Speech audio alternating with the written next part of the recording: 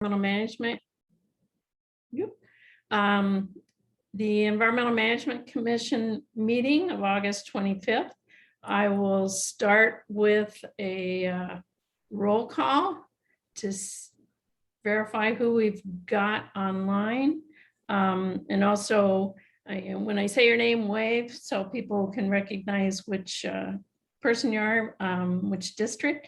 District 1 is John Burns, and he is not able to make it today unless you've snuck out of class, John. Elise Robinson from District 2, thank you. Carrie Hobie from District 3. Here. There you are, sorry. John Olson, I'm not seeing your phone number. So hopefully he can get in later. From District 5, Melissa Cardwell.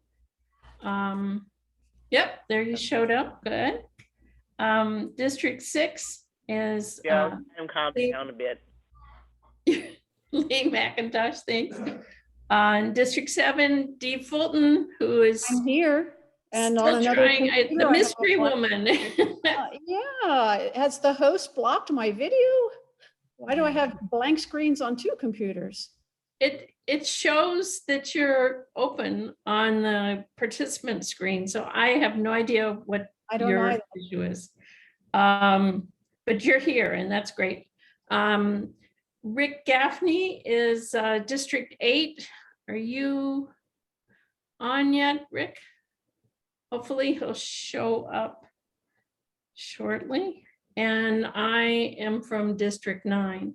So I will call the meeting to order as of 9:09 on my computer. And hopefully we'll have others join us shortly. First, our order of business is approval of the minutes of our last meeting of July 28th. Can I get a motion to approve?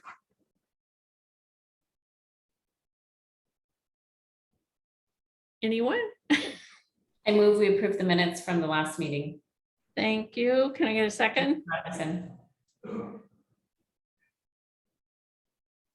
Any discussion, corrections to the minutes? Sorry, who was the second? I heard the second. Was that you, Carrie? Did anyone second them? Who seconded the motion? It was a female. Well, then I guess we need another second. So we need a second of the. I'll second, Georgine. Thank you, thank you. So again, any discussion or corrections to be made on the minutes? Hearing none, have a vote to approve. I'll say aye or wave aye. Any noes? Looks unanimous for approval of the minutes. Thank you very much.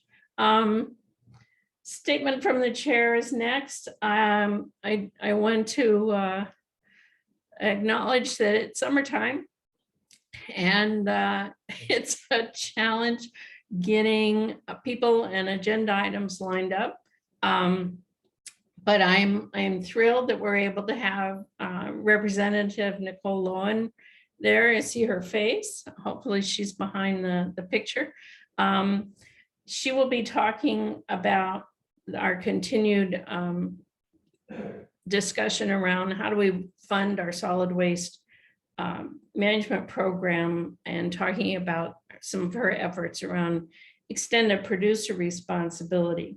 We're also going to do the postponed training on how EMC is responsible and conducts administrative hearings that may challenge the director's orders. And we'll also talk a little bit, because John Burns isn't here and I want him to participate, on how we might look for funding or cost saving opportunities with the transfer stations. My official understanding is that Director Mansour cannot make the meeting today. They were also not able to prepare the director's informational report in time. So that's a blank. If Ramsey shows up sometime during the meeting, we'll ask him to provide any updates he needs to. But otherwise, it may just be us. By Brenda signing things. I'm sorry, was that a comment? So hopefully we've got enough time and interest in discussing topics of interest that we can move forward with. Excuse me. Next on the agenda is public statements. And Jennifer Navarro had commented in the chat that she would like to give testimony on the item 5B dealing with extended producer responsibility. We also received written comment from Sandra Demerol. And so she's on the statements from the public. Is there anyone else who would like to give testimony? Yes, I am Jerome Warren. I also submitted written statements, but those were censored. You don't have that. So I will put my written statement into my testimony. May I testify now? Well, the issue, as I understand it, and I'll let Malia maybe or Peter chime in, is the topic that you were going to provide testimony is not on the agenda and was deemed not appropriate for the Environmental Management Commission to address. So that's The why topic is unfinished business, number B, continued discussion, and it is in regard to the Naalehu sewer project. the 5B is about is. I talked with Vice Chair Olson about this on the phone this morning. So Hey, he has sorry, point of order, Chair. Point of order, this is not a time for an argument. Can we have Miss Jennifer Navarro testify because she has to leave? And then Yes. you guys can speak with Jerry Warren after. Okay, Thank you. thank you. Jennifer. Hi, thank you. I am Jennifer Navarro. I'm with Zero Waste Hawaii Island. I've been following these meetings for maybe about 2 years now, and it's nice to see the topic of funding, finally, coming up, because that's been kind of the complaint. It's like, oh, we want to do all these things, but we don't have the funding.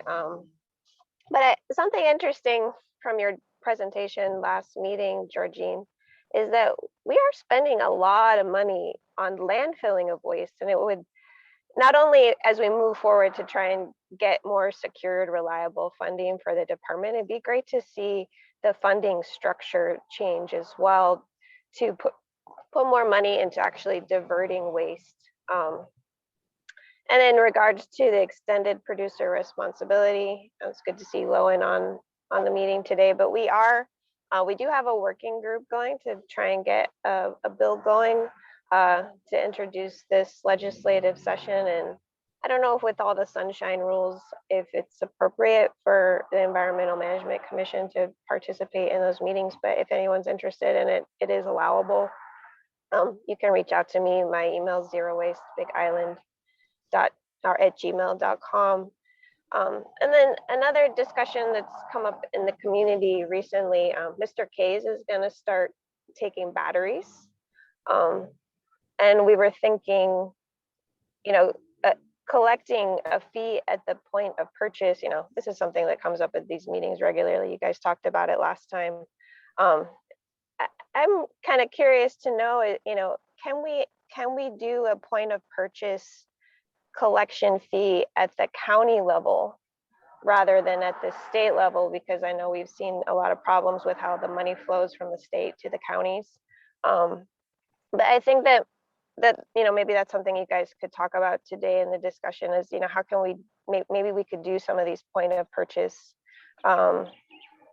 fees at the county level.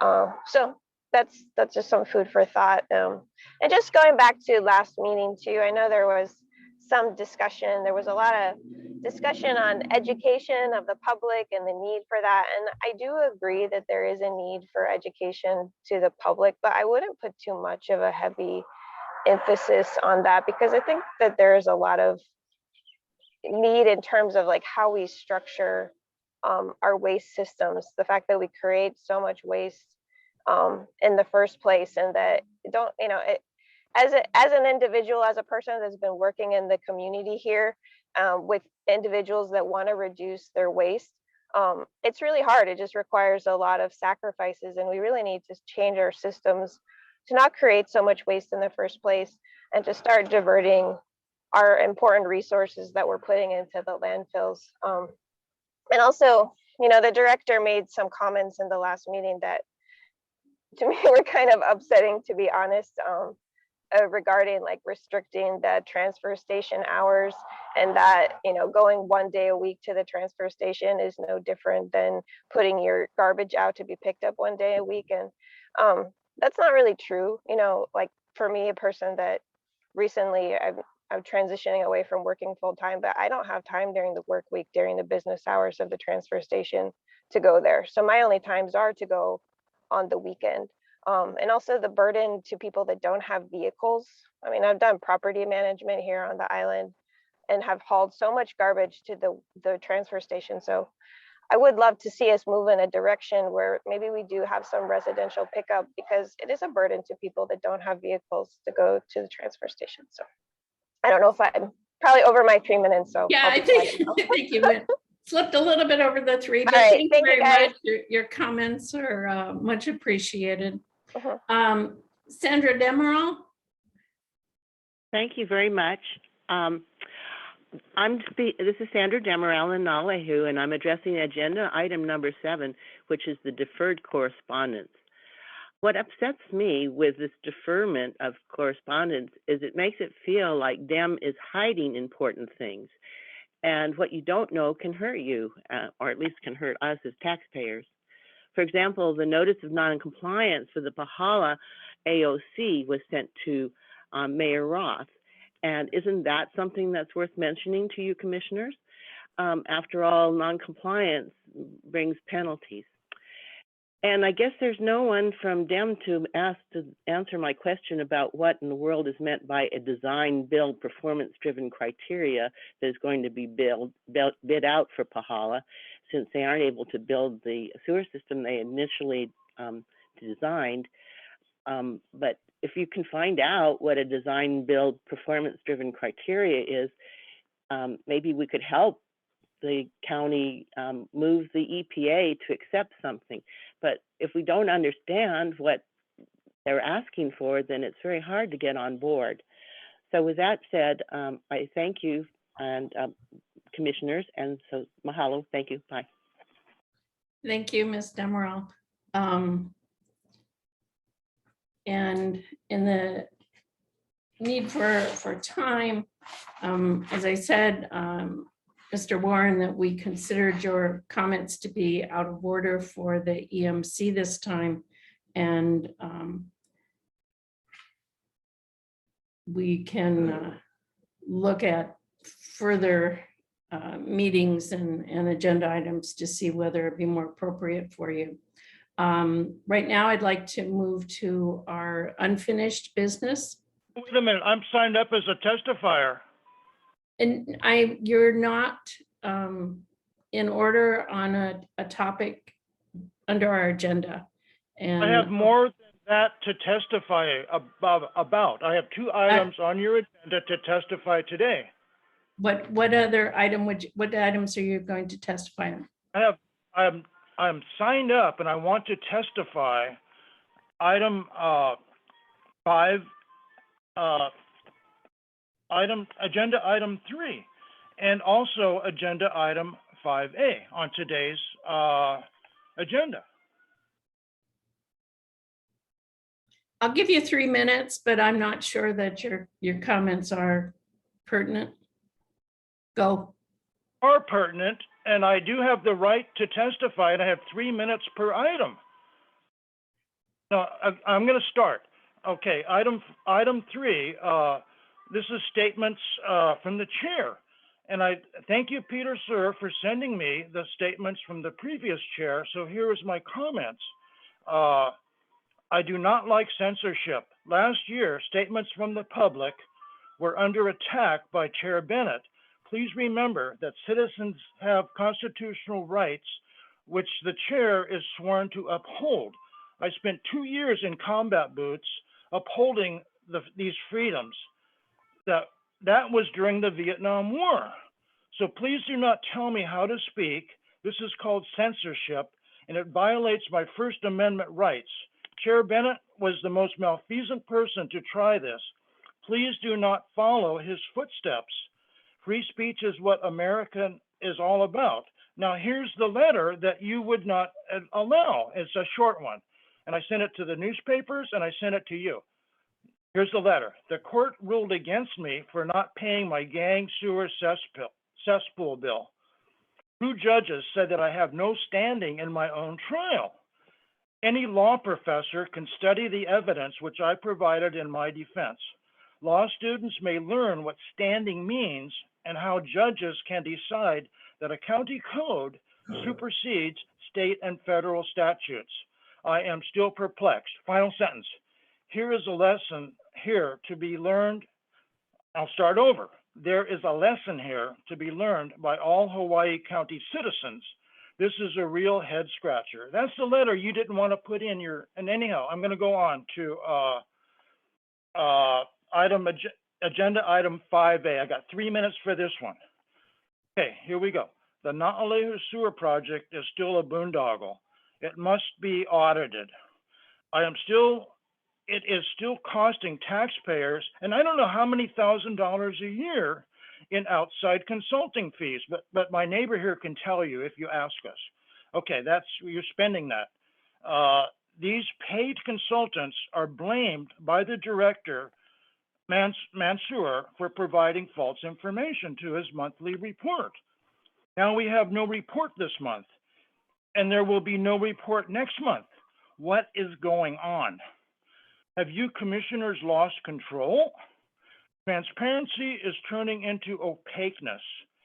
I read statements in the July minutes. I read Mansour's statements in the July minutes. Some of his sentences about Na'alehu were gobbledygook. We learn gobbledygook in freshman English in college, gobbledygook. Please help blue collar workers in Ka'u understand what you are doing. Mansour must speak plain English. He is talking over our heads. This is obfuscation, and it casts a dim light on all of you. The $80 million sewer project in Na'alehu is impossible. $80 million, it's impossible. So we are still on an illegal gang cesspool. The county sued me twice for not paying, and I lost both times. We could have been legal 10 years ago, and I would be paying my bill. Let me add, 10 years ago, Obama would have paid for this. And then I would be paying my bill because I would be on a legal system. Please take this item up before I have to go home and be there to get my weekly Meals on Wheels. I'm 74 years old. I get weekly Meals on Wheels. They come on Wednesday now. Let's talk about the most expensive and most time-sensitive matter. Excuse me, I believe your second round of 3 minutes is up now. And that your comments are not pertinent to item 5A, but so be it. We now need to move to the rest of our agenda. I will be calling OIP in regard to this. You are out of order. I'm going to continue. County council chairs call up agenda items out of order. You can too. The previous director told us that the gang cesspool in Na'alehu was his top priority. Then he spent 4 years paying outside consultants. You are doing nothing to stop this boondoggle. Now we have no director's report. Something is wrong here. Please do not ignore it. government work for the people. Don't make the people work for the government. And again, I can answer questions if you take this item out of order. Don't put it in the back of the agenda and kill the clock. Thank you. All right, that's it. I'd like to move to item 5A, which is if there are any updates on the list of priorities that individual commissioners are working on. I would also like to note, I think I see John Olson. Are you now on the call? Correct, I am here. Okay, great. Thanks, John. Thanks. Did anyone have any updates they'd like to give to the commission on their priority items? Seeing none, we will move to our guest speaker as part of our continued discussion of how we can fund solid waste management, including recycling.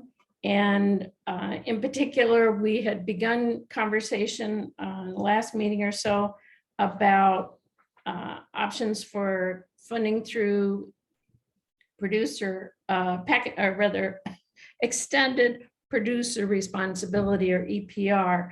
And the suggestion was made at last meeting that we get Representative Lowen in to talk about the bills and activities that she has been working on packaging extended producer responsibility. So I've asked Representative Lowen if she could give us some background, some of the issues that you are trying to deal with in the bills that you worked at last session and maybe future sessions, and help to educate us again on the more narrow question, not that it's very narrow, of funding. How can we use EPR to reduce our costs or to gain funds that could support recycling operations and help with our underfunded solid waste management program.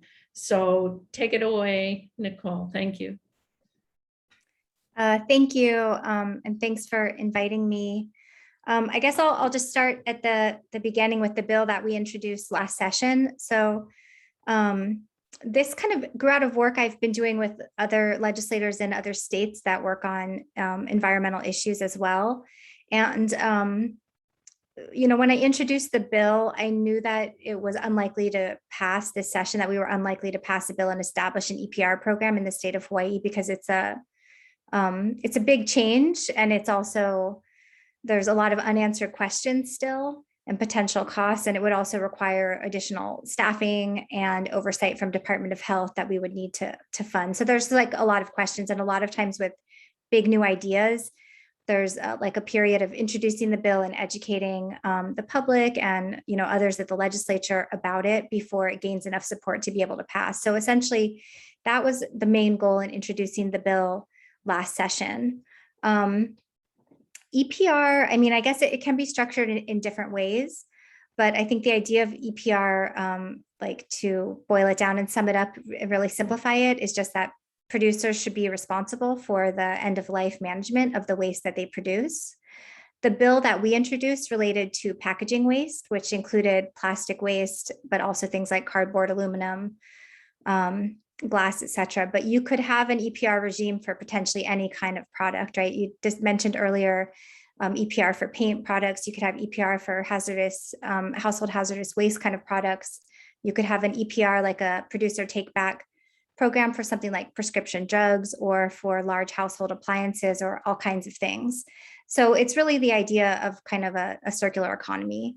And I would say too, and this is, I saw Jennifer was here from Zero Waste Hawaii. This is a concern that those groups often raise, that an EPR program does have to be designed in such a way that you are also incentivizing source reduction, because I think we all recognize with the waste stream, like the end solution has to do with source reduction of the waste that we produce, and not just with making sure that more of it gets recycled, or that we have just operational waste management systems, which I think the county is struggling with right now, just to get it, away from where people see it or experience it, which, might still involve it going to the landfill, which isn't an ultimate solution.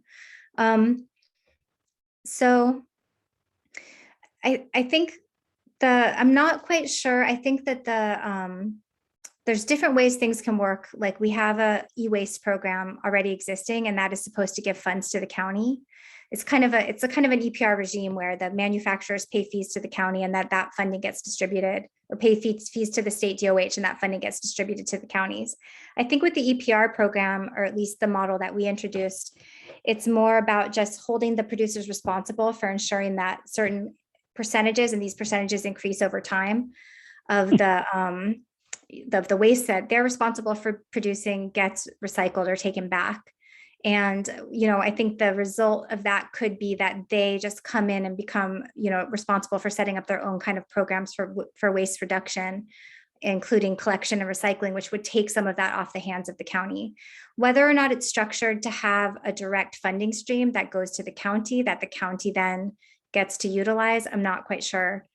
I think it would depend on how the policy was structured. And then I would say too that, we did meet with like all the county DEMs in advance of introducing the bill, and met with Department of Health. And when we introduced it, we did have support, but from, Department of Health, it was more like we support the intent, but they were recommending we do a study first to see what the cost would be, whether there would be end costs that were pushed on to consumers, because of course the manufacturers always have the option of raising the cost of their goods to pay for this additional responsibility that we might be imposing on them. Whether the counties, from everything I've researched and heard, it seems like Hawaii already as a small state would be sort of challenged in moving ahead and being the first to do EPR. Although we did see, I think it was Maine passed a bill this year, and they're a small state. So it'll be interesting to see how that plays out. But there have been big efforts in states like Washington and California. And the ongoing conversation has always been surrounding the idea that it would be a lot easier for Hawaii to follow in the footsteps of larger states and kind of piggyback on those efforts, because a lot of the work on the manufacturer and producer side would be the same in each state. They wouldn't have to create a different system in each state. Some of these could be, efforts would be joined. And so the idea of doing it just at the county level, I don't know if I wasn't sure when I was invited to talk at this meeting, if the idea was the county should pass some kind of legislation to have a county level EPR. From my understanding of it, I think that probably wouldn't be very feasible to do it at such a small scale. You're basically looking at putting a requirement for just your county on, multinational manufacturers, essentially. So, what their response to that would be is sort of questionable. And plus I think it would be a lot for the county to have oversight of and manage. That would require additional funding from the county, probably more than is already being put into these programs. So I think we were going with the idea that it would be a state program. Okay, yeah. But also recognizing that being a neighbor island, the costs are even higher to incorporate us. It isn't just a state program or something run out of Honolulu, which is kind of where the e-waste has devolved to, that it's, you can manage it for big city, but the rest of us are kind of, bits and pieces, and the funding is hurting. So I think it was within the context of a state program and what was involved, but also with the added recognition of the difficulty of our spread out counties. Yes. Yeah. So basically where we're at now is I'm planning to reintroduce legislation. I think it will be interesting to see, the work that's been done in the conversations that have been had about this in the interim, as well as in other states. I feel like the effort that we made last year. So sorry, backtracking a little bit. When I introduced the bill, it was part of we have this plastic waste working group with different legislators from a bunch of different states. And we came up with the idea that regardless of how many bills we thought had a real chance of passing, that we were going to try to get as many legislators in as many states as possible to introduce EPR bills, just to elevate this conversation nationally and kind of put manufacturers and producers on notice that this is like a problem that we're not going to continue to allow to be swept under the rug, essentially. So I feel like we had a lot of success with that, and there's been a lot more elevated conversation on this topic. So there's probably some new approaches going into next session, but we do plan to reintroduce the bill. And we're also working on other bills. The Department of Health's testimony on the bill we introduced last year was essentially we should do a study first. And that was a recommendation of the Plastic Source Reduction Working Group as well. And I'm not sure that a study will like reveal any earth-shattering information that we're not already sort of understanding, but sometimes I think it would be important to study the economics of it. And also, I think sometimes if there's people who oppose this kind of legislation, one of their rallying cries would be we should study it first. So to move forward with that would at least take that off the table. We could say we have done the study and looked at it.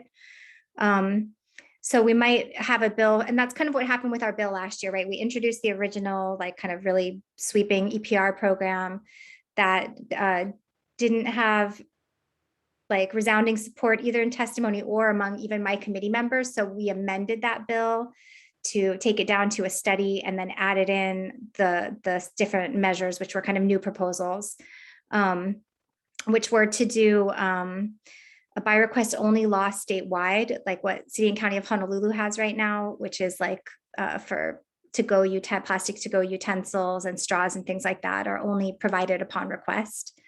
To do something like that statewide, it's just a small measure, but it is source reduction, as well as a requirement for minimum post-consumer recycled content in plastic beverage containers and other plastic containers. So actually, Washington State passed this bill last year. And so the idea of this is that it incentivizes the manufacturers to use more recycled content and also to have a motivation to take back more of the materials themselves because they have a requirement to use recycled content in the next batch that they produce. So we're redrafting those bills to introduce them both as separate measures for next year, as well as we'll have a bill about the electronic waste recycling program that hasn't been touched in a long time. So I think there's a lot of room to really increase the fees and increase the accountability on that. And then, we'll see what the conversation is around EPR for other types of products. Like one that I think could be a good idea and maybe not as tied up with the plastic waste conversation would be like a producer take back of prescription drugs, which, would be also good for the environment. So we'll definitely have a whole slate of bills addressing this topic. And I guess I'll stop there. I feel like I've been rambling on, but I'm happy to just have an open discussion and answer anybody's questions.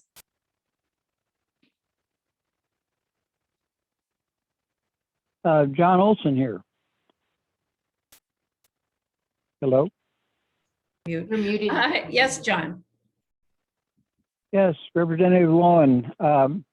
I'm very appreciative of your refusal to let this go. We've been talking down here a great deal about how this would work out, and our consensus seemed to be that collecting the fee at the point of purchase and or through the distributor would probably be a lot more successful than trying to go back to the manufacturer. Just because of the particular for the outer islands, because I mean it goes through so many different hands. Sure, I think that came up earlier. I'm not sure what authority the counties do or don't have to impose fees on certain types of products. I mean, essentially with the deposit beverage container program, we have a point of sale additional fee that incentivizes the consumer to recycle, even though now some of those, there's not a recycling program for them, unfortunately. But yeah, I mean, that's one policy approach. EPR is a different policy approach because it does loop in the manufacturer, the producer. So they're kind of two different. And I think when those, I mean, I think for both types of policy proposals, I think there's always the question of equity.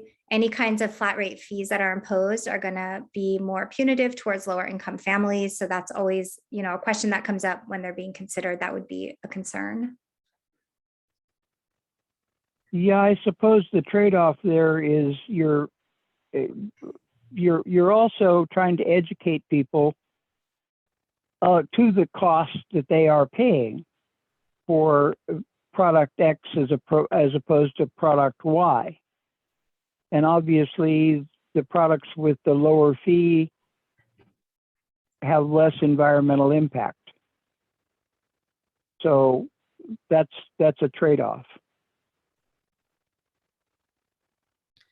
We've raised it a couple times at meetings, and perhaps what I can do is explore trying to find that answer about, can a county alone institute any kind of fee like that? Yeah, I mean, so I'll put that on my to-do list, and yeah. Well, I mean, corporate counsel and finance and see whether or not we can do it's a question of can we now or can we later? In other words, just because we can't do it today doesn't mean that we can't get legislation to put us in a position to deal with it, because each of the islands here has a separate set of problems to deal with once you are confronted with having to deal with it. yeah. And, I was asked to talk about EPR. So like on that note, I think fundamentally the idea behind EPR, when large multinational producer, Coca-Cola Corp, or maybe it's whatever chemical company or oil company is producing plastics, makes their product, they make a profit, and they externalize the cost of the environment onto taxpayers at the end of the waste stream. So the idea of EPR is to internalize those costs to producers, and then if programs are structured right, to at the end of the day have a system where it's less costly to them to not create so many harmful environmental impacts. I mean, that's kind of on this theoretical level. You also have to look at how policies play out in the real world. But as far as EPR goes, I mean, it's a different thing than what you're talking about, but they're both certainly types of policies that can be considered. I had put together just a couple slides from the plastic source reduction group, and Senator Berg was on it, but she just got back from vacation, so I was not going to make her do a talk. But if I could share screen and just show those slides, hopefully we can make that happen. Nope, and naturally pulled up the wrong slide. The study, which is basically the same kinds of information that I believe was in the HD1, the revised version of your bill, pointed out these kinds of things to look for study, both looking at, can Hawaii as an independent state, or in conjunction with other states and federal packaging EPR, what kinds of science is available, the costs and benefits to everybody, and that's the environment, consumers, taxpayers, government, and businesses, looking at the pros and cons and both the technical and economic feasibility. So I think the idea of really looking at what the oops, sorry, I'm going to quit sharing screen so you don't see all my garbage. Georgine, we don't actually see your screen. Oh, good. Yeah, it's not up. Yeah. Sorry. No screen here. Okay. Good, no screen. Well, I said what was on the slide, so who cares? I'll hit you up with the other one when I get there. But basically, just trying to pace through the logistics and the ability to have influence on, as Nicole was saying, the international companies, especially as a county, but even as a small state.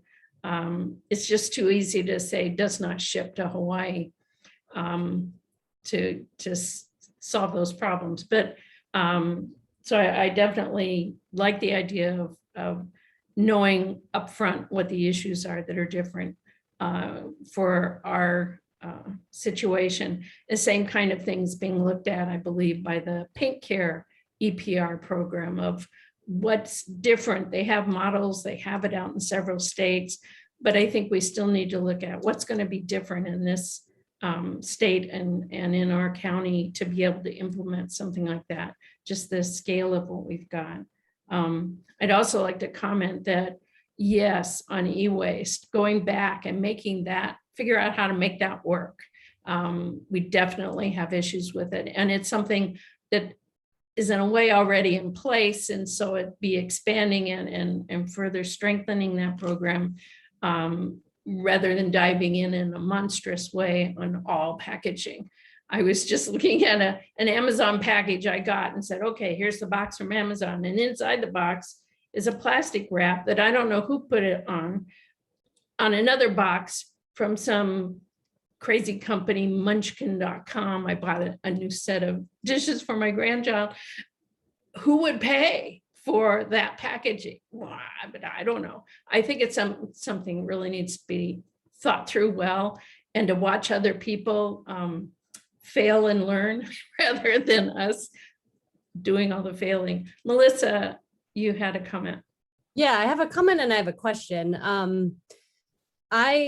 I think the idea of EPR is pretty brilliant, because the way that I understand it and the way I see it, it's sort of a way to turn off the tap, right? Or at least to try to turn off the tap of the waste stream, because as it is right now, we're just dealing with the end product, right? The packaging, the waste, all of that stuff. And so if we're holding companies responsible for their own, the end of life product and the packaging, it might actually change the way that they create packaging and the way that they create their product. And so, but I do think, like Representative Lowen was saying, I think it's going to require a pretty massive collective effort. If every state required companies to do that, then they couldn't say, like, well, we're not going to ship to Hawaii, because every state would be requiring it. And so, hopefully we're moving in that direction. And I think the fact that, from a legislator perspective, the fact that a bunch of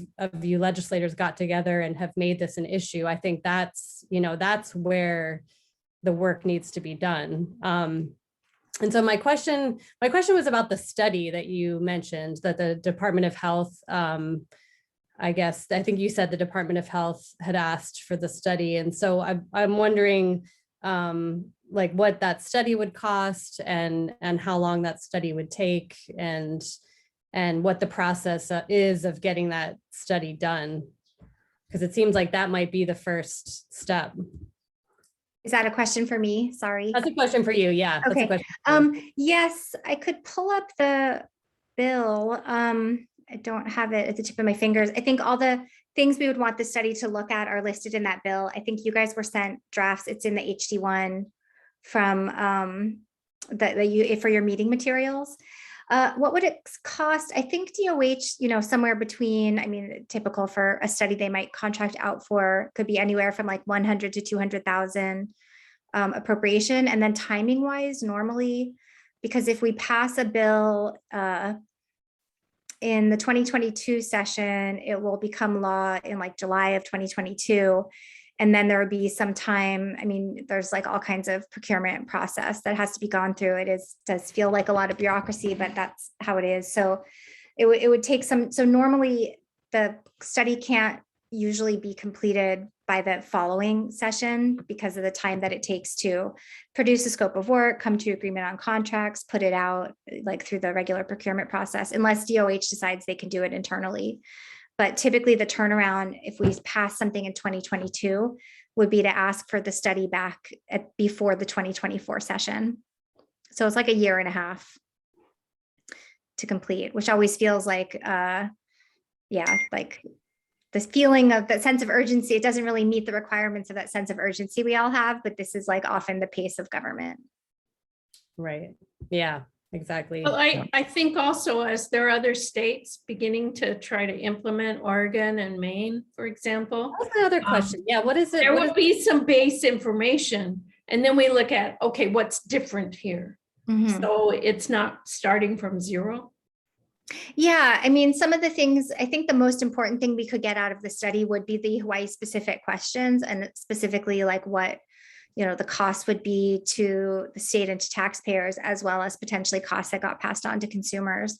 Because, Washington State did a study in advance of introducing legislation. So there's like a lot of information out there about this. And I think we can learn from what's going on in Maine. We'll see how that happens. So yeah, I think there's that information's out there as well that will be helpful. And yeah, I mean, it would be at like so many things that it would make a lot more sense economically to have a national policy, to have legislation at the federal level that then just got applied equally for every state.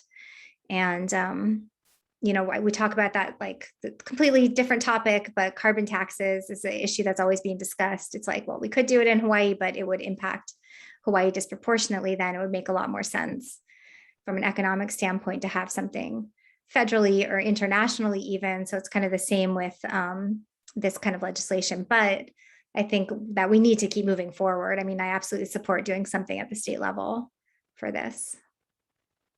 Representative Lowen, I have a question about, could This you? is Elise Robinson. Sorry, this is Elise. Could you speak more about the bill or the legislation in Washington in regards to the requirement of use of recycled materials? I don't have it at my fingertips, but it's in our bill.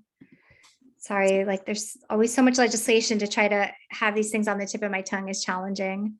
But basically it has a requirement for the manufacturers to show that they're taking back like X%. So say we passed a bill, say we want to pass a bill and then have the program start in 2024, then it might be like X amount for 2025 with percentages that increase over time. And then we basically modeled our bill after the bill that Washington had introduced in large part. So I'm just pulling this up on my computer right now. I didn't notice a reference to the Washington legislation in the bill. No, we wouldn't have referenced it in the bill, but just when we drafted it, that's a lot of what was being looked at. So actually, I think the Washington bill might have put in the specific percentages, and I have that information somewhere, just not at my fingertips right now. And I think what we did instead of putting those specifics in was to say that Department of Health could make rules.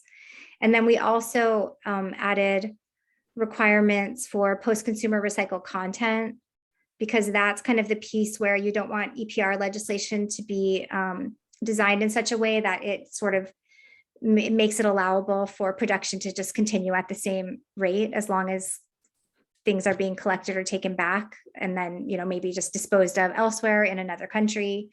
But that we would also want to design it where there's some kind of incentive for source reduction designed into the policy. Would it be possible for you to send over more information about the study in Washington? Yeah, I have all of that. I can provide like those we have a references. copy of the study and I have some of their like fact sheets about their proposed legislation. I just don't have it handy right now, but as soon as I'm off this call, I can easily pull it up and just email it to give to whoever was our point of contact person. I'll email it to them and then I can share it with everybody. Send it to me. I've also got some other references that I found that is tracking all the different legislation in the different states and some of the policies that are some interesting papers. So yeah, there are references out there. There are interesting studies that talk about the pros and the cons, and there are a bazillion issues around extended producer responsibility, but I think it is having an impact on a growing number of companies that are looking at how do we incorporate recycled content, how do we do source reduction in the packaging and the way we provide our products. So change is happening, just not real fast. And it's also not going to be in the way of, well, we'll just give everybody a bunch of money and then you can run your own programs. Yeah. That's not necessarily going to happen, but I think there is progress being made, and the effort to say we really all need to get to source reduction is critical. And I see a hand up from Senna Barrick from DEM. If you'd like to comment, Senna. Hi, thanks. Yeah, this is Senna Recycling, Solid Waste County. I just wanted to reiterate separately, of course, yes, EPR important, and it's a huge new concept, and it's really important. At the same time, boots on the ground to continue to support, and we have these little, the e-waste as well as the ADF, Advanced Disposal Fee glass, that, you know, the wholesaler collects 1.5 cents, and those monies come back to us, the county, to continue working. And I just wanted to say, while we're looking at the bigger picture, the future, the big EPR, if we can continue to tweak the existing ones, because we really rely on that money. For example, the ADF for glass has been 1.5 cents for 27 years now. And I know there was a bill introduced last session. I think it was Senator Ocasio, but that's something that it's an existing program. It's not ideal, but that would be great to have support on those, because all of the counties we work, my colleagues across the islands, you know, we do heavily rely on those funds. So that's all. Thank you. Thank you, Senna. Other questions? Lee McIntosh. Gosh, I had a question about the EPR. Does that require the manufacturer to take back their products that are not, I guess, no longer used or something, rather than the county or the state being responsible for disposing it?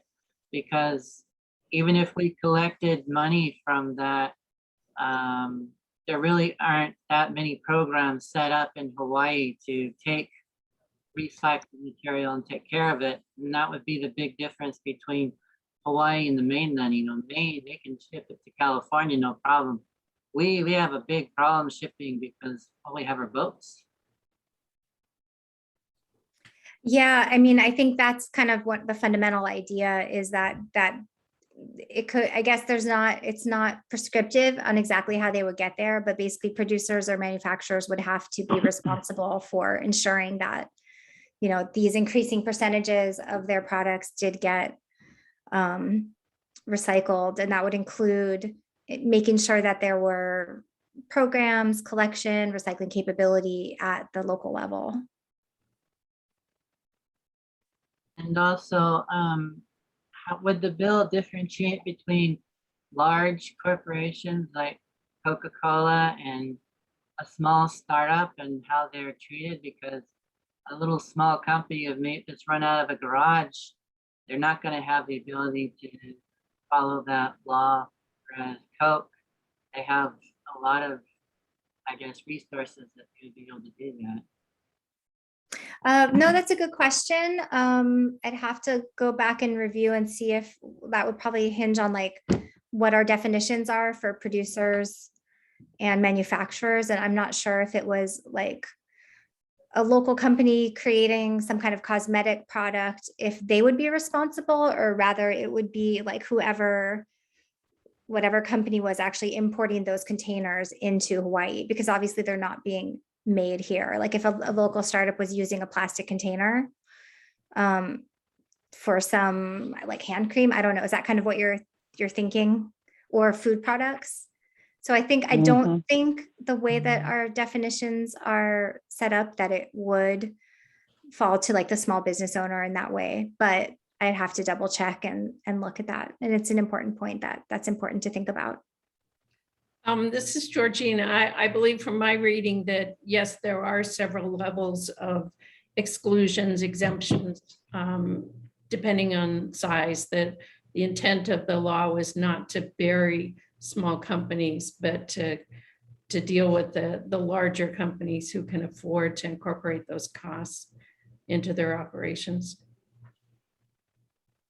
Are there any other questions for Representative Lowen? Also, I wanted to comment, she did put the link to the Washington State study for King County in Washington in the chat. So if you want to go and copy that link, thank you very much.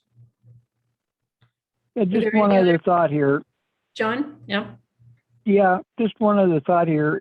Engaging the consumer, you know, the over-the-counter person, somehow in coming to understand the differentials in cost of packaging, and products in general in terms of their end life disposal. And when you go out and you talk to people about it, they really don't have any idea of the large range for products that seem, when they purchase them, to all be the same. And that's one of those things we're still having a lot of discussion about. How do we fully engage the consumer? Because there really is no method currently to do that.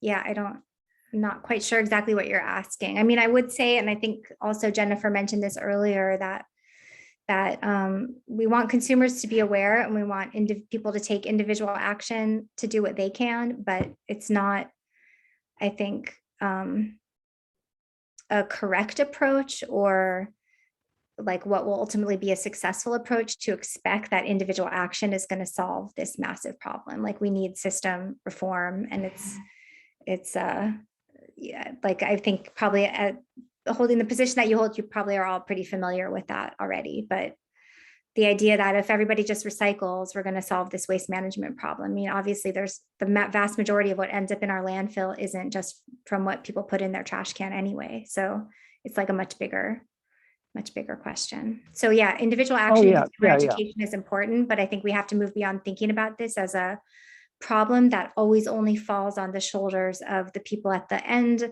very end of the chain of all of this, and a problem that should be the built-in responsibility of people who are manufacturing products and profiting from selling them. Oh yeah, I concur with that. I mean, it's all of the above. Yeah. Melissa Cardwell has a question. I just want to say thank you, Representative Lowen, for saying that, because I think that's exactly right. I think that this is way beyond individual actions. I mean, yes, of course, like, if, you know, we can all play a little part, you know, in this, but I really do think that the change has to happen at the top. You know, the change has to happen with the corporations that are making all of this stuff, you know, that ends up in the landfill. And I think that's where we're going to see real change. So yeah, I just want to say thank you for saying that. And I wanted to go back briefly to what Senna had mentioned about the ADF fee being, what is it, 1.5 cents, I think, for the last 27 years. Because I remember George had brought that up at one of our meetings, and how, like, I guess my question was, like, is that enough money? Like, I mean, it seems to me like for the last 27, like, that needs to be changed. So how does that, like, would that happen? At what level would that need to happen? You know, that change happen, that price increase? State. The state. There was a bill last year. I think it was to increase it to 5 cents, but then there was something else within that piggybacked about part of the money had to go to set up reusable, like, bottle washing, like, not just deposit redemption, but so that, which kind of clouded it. I think it would have been a much sweeter, simpler bill of just saying, hey, it's been 1.5 cents for 27 years. Mm-hmm. Can we at least have a cost of living increase, you know, just to get it that, because every quarter we submit documentation for our recycling to DOH of the full cycle recycling, hauling, and then, you know, recycling, and then we are given money back through granting. So I'm sure that there's some, I've heard, but I haven't delved into that there's issues with, there's a pot of money that's left over ADF glass that's sitting there. Maybe it's unclaimed, staffing issues on, I can't remember which county, but they would require an extra person or a half-staff person just because they're understaffed in their, waste diversion programs anyway. So they had not collected some of their monies over a couple years or something. So yeah, anyway, yes, at the state level, I'll look at the bill and send it and email it to you, Georgine, or Okay. Melissa. Yeah, I'd like to, I'm just curious about that because it sounds like, so that bill didn't pass. So it sounds like another bill could potentially be introduced that's maybe a simpler bill. Yeah, and they may be working on that. I haven't, like Georgine said, I just got back from vacation, so I'm all, and then we have a lot of changes going on here in the department, so. Okay, thank you. But thanks for your support on that. Yeah. I'll just Are there comment any? too. Oh, go I'm ahead. sorry. Oh, before I log off or take any last questions, that it was interesting just when the county reduced the types of things that could be recycled and the services at the recycling center, the kind of response that I received from constituents, and I'm sure I see Holeka is on this call as well, a council member in Aba. Because people are they're used to recycling and they want to do it, and they're very upset when those services get taken away. I think even if you explain like, well, recycling is not the silver bullet, I still think it's positive too. We've spent decades building that behavior up. So I think even if there's a current lapse in figuring out what to do with those plastic containers and they're ending up in the landfill, which they shouldn't, I think it's still positive to have services available for people to recycle. Because if you erase that, you kind of undo years of work that you've created getting people to participate in these programs. I should note that I am going to try to get Business Services Hawaii, our recycling contractor for the county, to come to our next meeting and talk about where they are and where they see things going, because that is a real pain, not to be able to recycle things, even if in the grand scheme of things, we're not talking about huge volumes. It's still the practice and the thought of how do I source reduce? How do I make sure I keep this stuff out of the landfill? So I hope I'll be able to talk them into coming, as long as you guys promise not to beat them up. Yeah, and don't forget, we're just now embarking on the life cycle assessments of some of our programs, because as again, getting back to the reduce and the reuse that got left behind a lot of years ago, it's a lot easier, especially on the mainland, for recycling.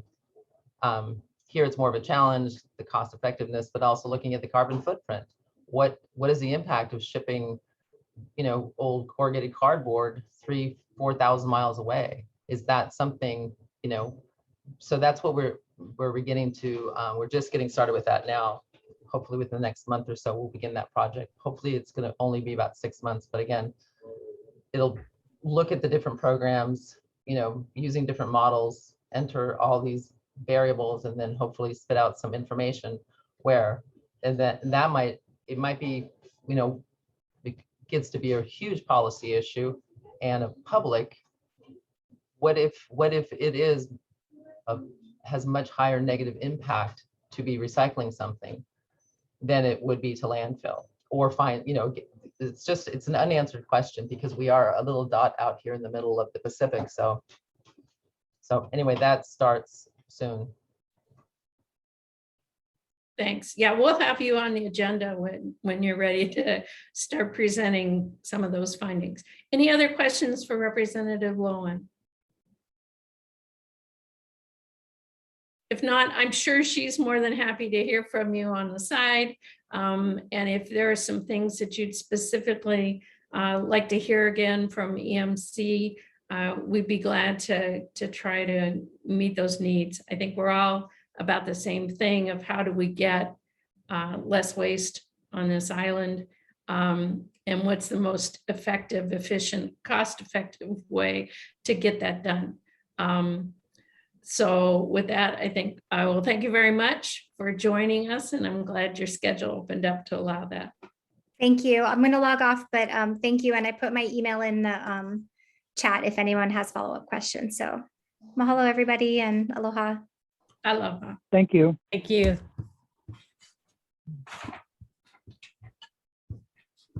Okay, moving on to our next agenda item 5.2.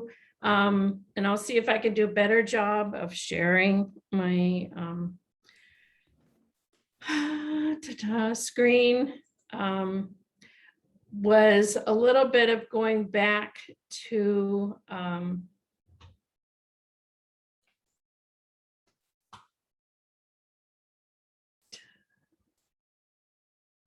now, doing it there, buddy. Gotta get to the right desktop. That's my problem.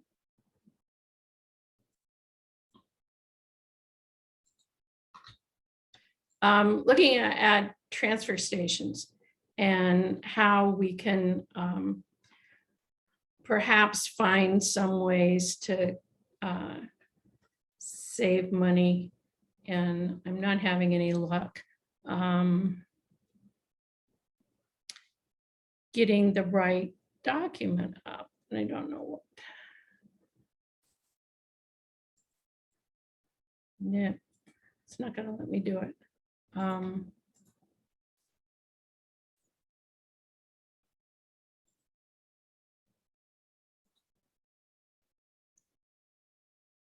now sharing. Am I sharing? Are you seeing? Yeah, yeah, you're Show sharing. Okay. We already mentioned one of these comments, and that was, how dare you talk about reducing the number of days that. Now it says my sharing is paused. Do you see a map?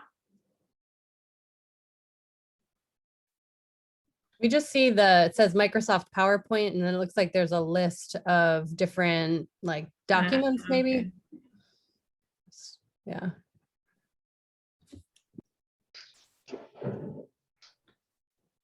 I'm going to give up. I need to obviously practice more on how to do the share. Now it says you can see my thing.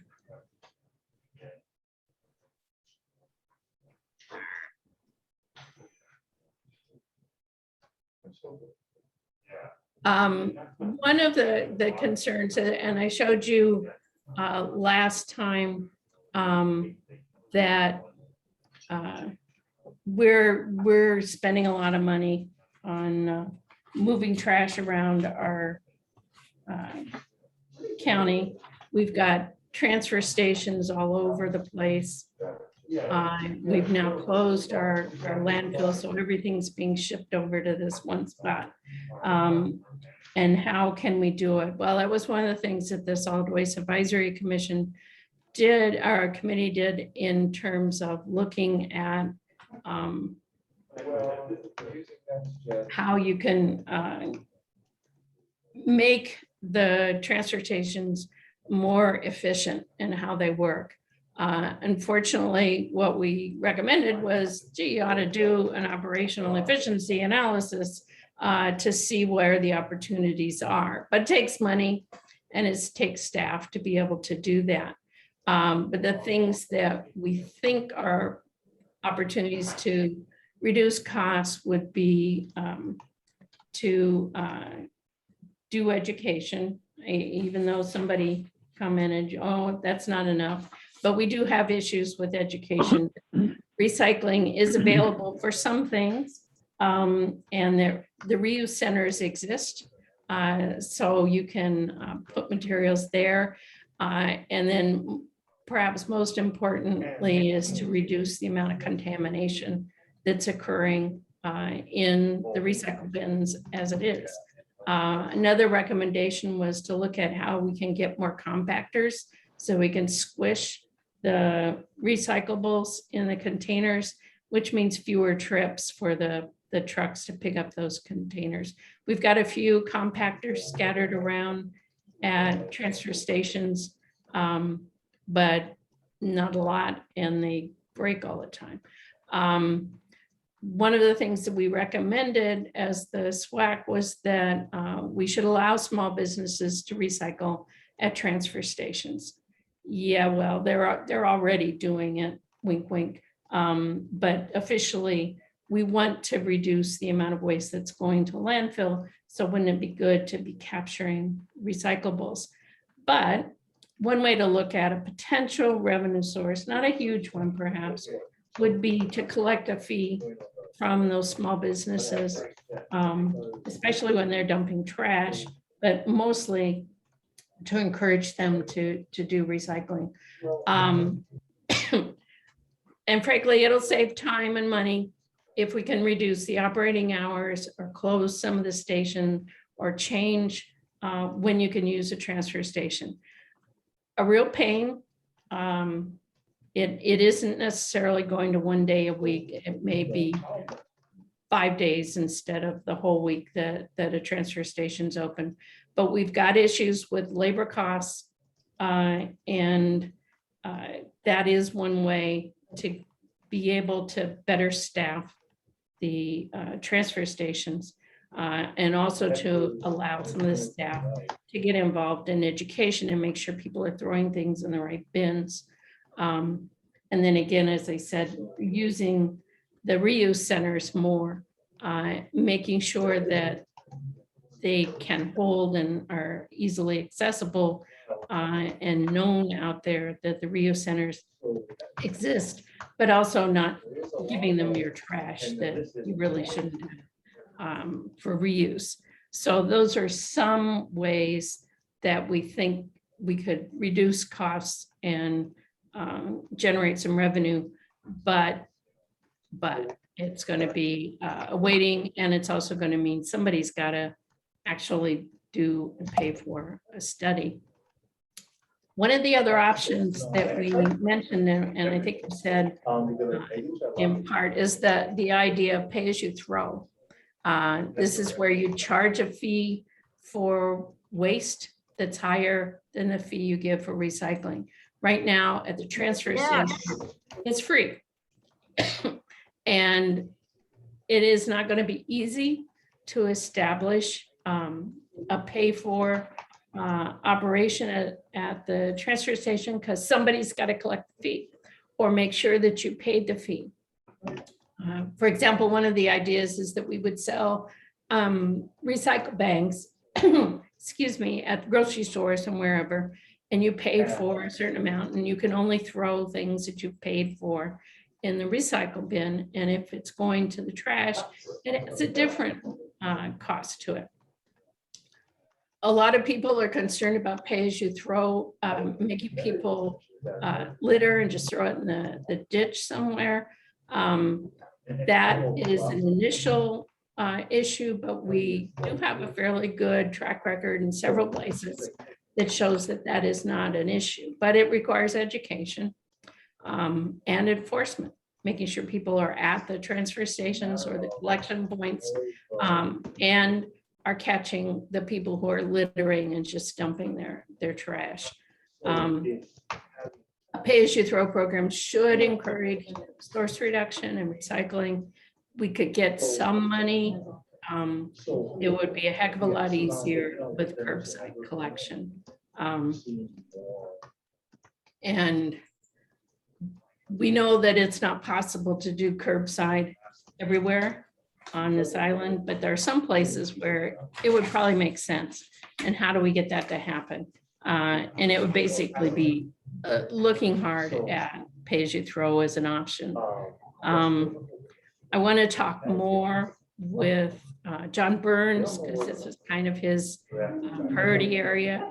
At next meeting, he wasn't able to make this meeting, but if there are some questions that we can send off to DEM dealing with opportunities to reduce cost or to get some revenue at transfer stations, I'd like to collect them for next time. So does anybody have comments, thoughts? Melissa? Yeah, this is Melissa, District 5. I have a couple comments and a brief story I wanted to share at the Gale transfer station. So I do definitely have a concern about limiting or reducing transfer station hours for the reason that lines are already super long, like at KAO in particular, that's the one that I go to most of the time. And I had this experience, I had something that I wanted to take to the reuse center, and I had a pretty nasty experience with the person who was working there. And I get it. I think they're totally overwhelmed at the reuse centers. And I think what's happening is a lot of people don't want to wait in those long lines. And so they end up just dumping their stuff at the reuse center. And a lot of it, I think, is not necessarily things that a lot of it's trash, you know, and so the people at the reuse center end up dealing with all of this trash. And so I think that if we reduce the transfer station hours even more, that's going to happen even more for the reuse centers. And so I think in a way, you know, Georgine, you were saying, you know, let's take better advantage of the reuse centers, but I think that would backfire. I think the reuse centers are already understaffed and overwhelmed, at least at the KL one. I don't have so much experience at the other ones. Actually, a little bit at Pahoa too. I've been to the one in Pahoa and a similar experience there. So that's one point that I want to make. And I think actually, so there was the concern about the pay as you throw increasing littering, but I mean, that's already happening. The littering's already happening. I've mentioned this a few times, you know, I drive regularly from Kalapana to Hilo, and I mean, there's so much trash along the roadside, you know, especially the closer you get to the KL transfer station. And so I think that's another concern of mine, is that I don't know if the pay as you throw would increase littering, but I think reducing the transfer station hours could definitely increase littering, because, you know, as it is, people don't want to wait in that line. And if the hours are reduced that much more, then yeah, I think there's a higher likelihood that people will just dump it, you know, wherever they can dump it. So I don't think that's a good solution. So I just wanted to say that. So I think one of the issues and the reason why we were recommending operational study is, you know, why are the lines so long? Is it they don't have enough chutes? They don't have the transportation, you know, circle set up well? Do we need a larger transfer station at some locations?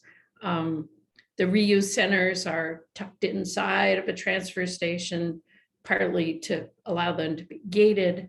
But if they're being understaffed, that's a contract issue with the county. And so it's what are the causes and what can we do about it? It isn't necessarily, well, you need to have 49 people at every transfer station operating it 7 days a week, because we can't afford that kind of staffing. So I have another question about this, and I think this has come up before, and I can't remember the answer to it, so I apologize. Is it possible to say have a contract for a volunteer group? I mean, I'm sure there are plenty of people who would be willing to volunteer an hour or two at a transfer station or at a reuse center, you know, to help out with this problem. I mean, every time I talk to, you know, friends or people about this issue, you know, people want to help and they want to do the right thing. And it's kind of like, you know, Representative Lowen said with the recycling, you know, reduction in recycling, it's like people want to recycle. And I think, you know, I do think education is important to a certain degree, because I think a lot of people don't even know that the Hilo landfill is closed. They don't even know that all the trash is going to Kona. They have no idea that we're spending all of this money and, you know, all of this gas, basically getting our trash, you know, to the landfill in Kona. And so I think, you know, if people knew that basic information, it might actually change their habits as well. But I guess, like, going back to my question is it possible, and this might be a union issue, I don't know what the issue is, but is it possible to have some kind of volunteer group, or like that the county could contract a volunteer group to help, you know, so that the county's not having to pay to staff more people because money is always an issue. I just want to, throw that out there. Is that a possibility? Senna, are you still there? I'm sorry, they're Hi. doing construction next door. Yeah. I was Do you just want to talk curious. about the master recycler program? Yeah, so, which addresses more with the reuse center. So before COVID, we were just barely getting started working toward a master recycler composter program, mirrored of many across the country. This essentially, volunteers get about 20 hours of training in anything waste diversion, like it's such a big topic.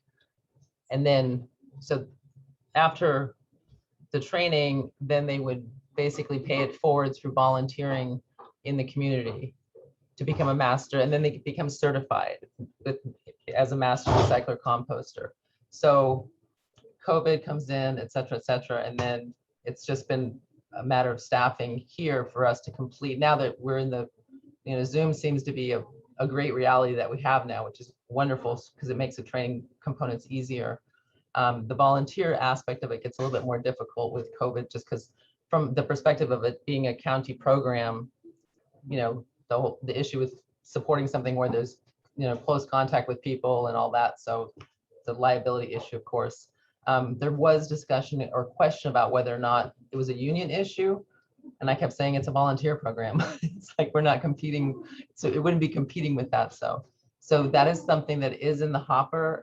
I would love to just work on that for a month and kick it off. Unfortunately, right now we have some big changes in our division.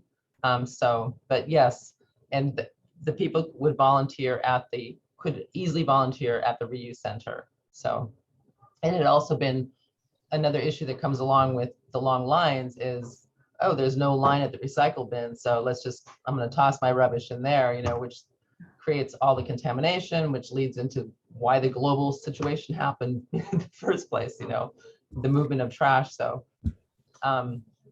yeah, it's on the table. It's a staffing issue for us to get the program up and going. So Great, thank you, Senna. I'm glad to hear that. I've been requested to allow a biological break. If people would like that, we could take maybe 5 minutes. You want 10 minutes? 5? Lisa votes her 5. Okay, let's take 5 and come back and wrap this conversation up and then do training. Elise. Okay, and Peter says we're back online. All right. I can answer a question. I can answer a question that was asked earlier. Hey, go for it. About the design of the transfer stations, at least the ones that are in Puna. One of the major problems with it is these are pull in as opposed to pull through. In other words, if the drop-off vehicle were in a line and they moved in one direction, you could double or triple the number of vehicles that could move through the system. And the persons who did the design for it didn't want to hear it at the time, and we got what we got. Well, I think what I'd like to do is maybe collect some questions that we should give to DEM dealing with transfer stations and the issues, the ability to find some cost savings there. One would be this simple question: why are the lines so long? And do you know? And see what they come back with. The other, well, of course, I mean, for Puna, that's an easy answer. Our population has exploded. And that you get out, you have to get out on the highway in order to get to the largest transfer station in the district. And instead of putting the transfer stations in the subdivisions, primarily the two largest subdivisions that we have. The travel time, the design where they are pull in or back in as opposed to pull through, have all caused the systems to be less and less efficient. Well, and I think Ramsey has commented before that they are looking at how do they rationalize where and how the transfer stations are designed in order to find some more efficiencies. And I think maybe we just need to get an update on that. Where are you guys with it?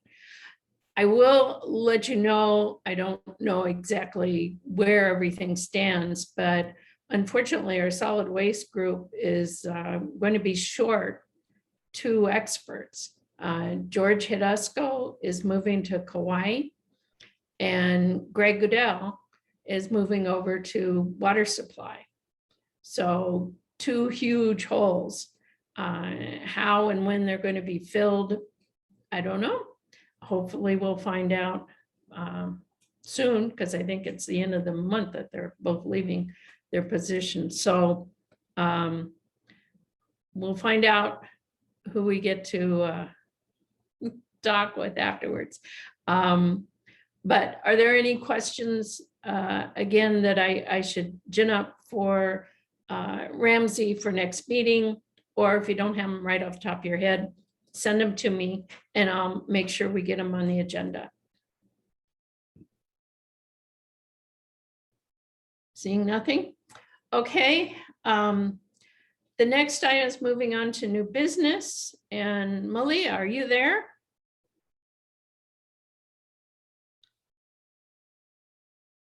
Yay. We are going to do what we postponed last time, which was a training on one of the functions of the Environmental Management Commission that I don't know if we've ever done, but I think we can anticipate coming up, is to hold administrative hearings when a county citizen challenges order made by the director. There are several hoops they need to go through first, but we are, I guess they can go to court after us, but we are one of the review processes and have responsibilities potentially for some controversial issues that may come up. And so Malia is going to give us training so that we're prepared. And I would also beg, because there's a lot of procedural items that you need to follow whenever we do have a hearing, and that she will hold our hand as we work through one, but we should be aware of what potential we've got. So take it away, Malia. Hello, good morning, everyone. Peter, can you give me the right to share my screen? You should already have it. Okay. Let's see then. Okay. Let's do this. All right.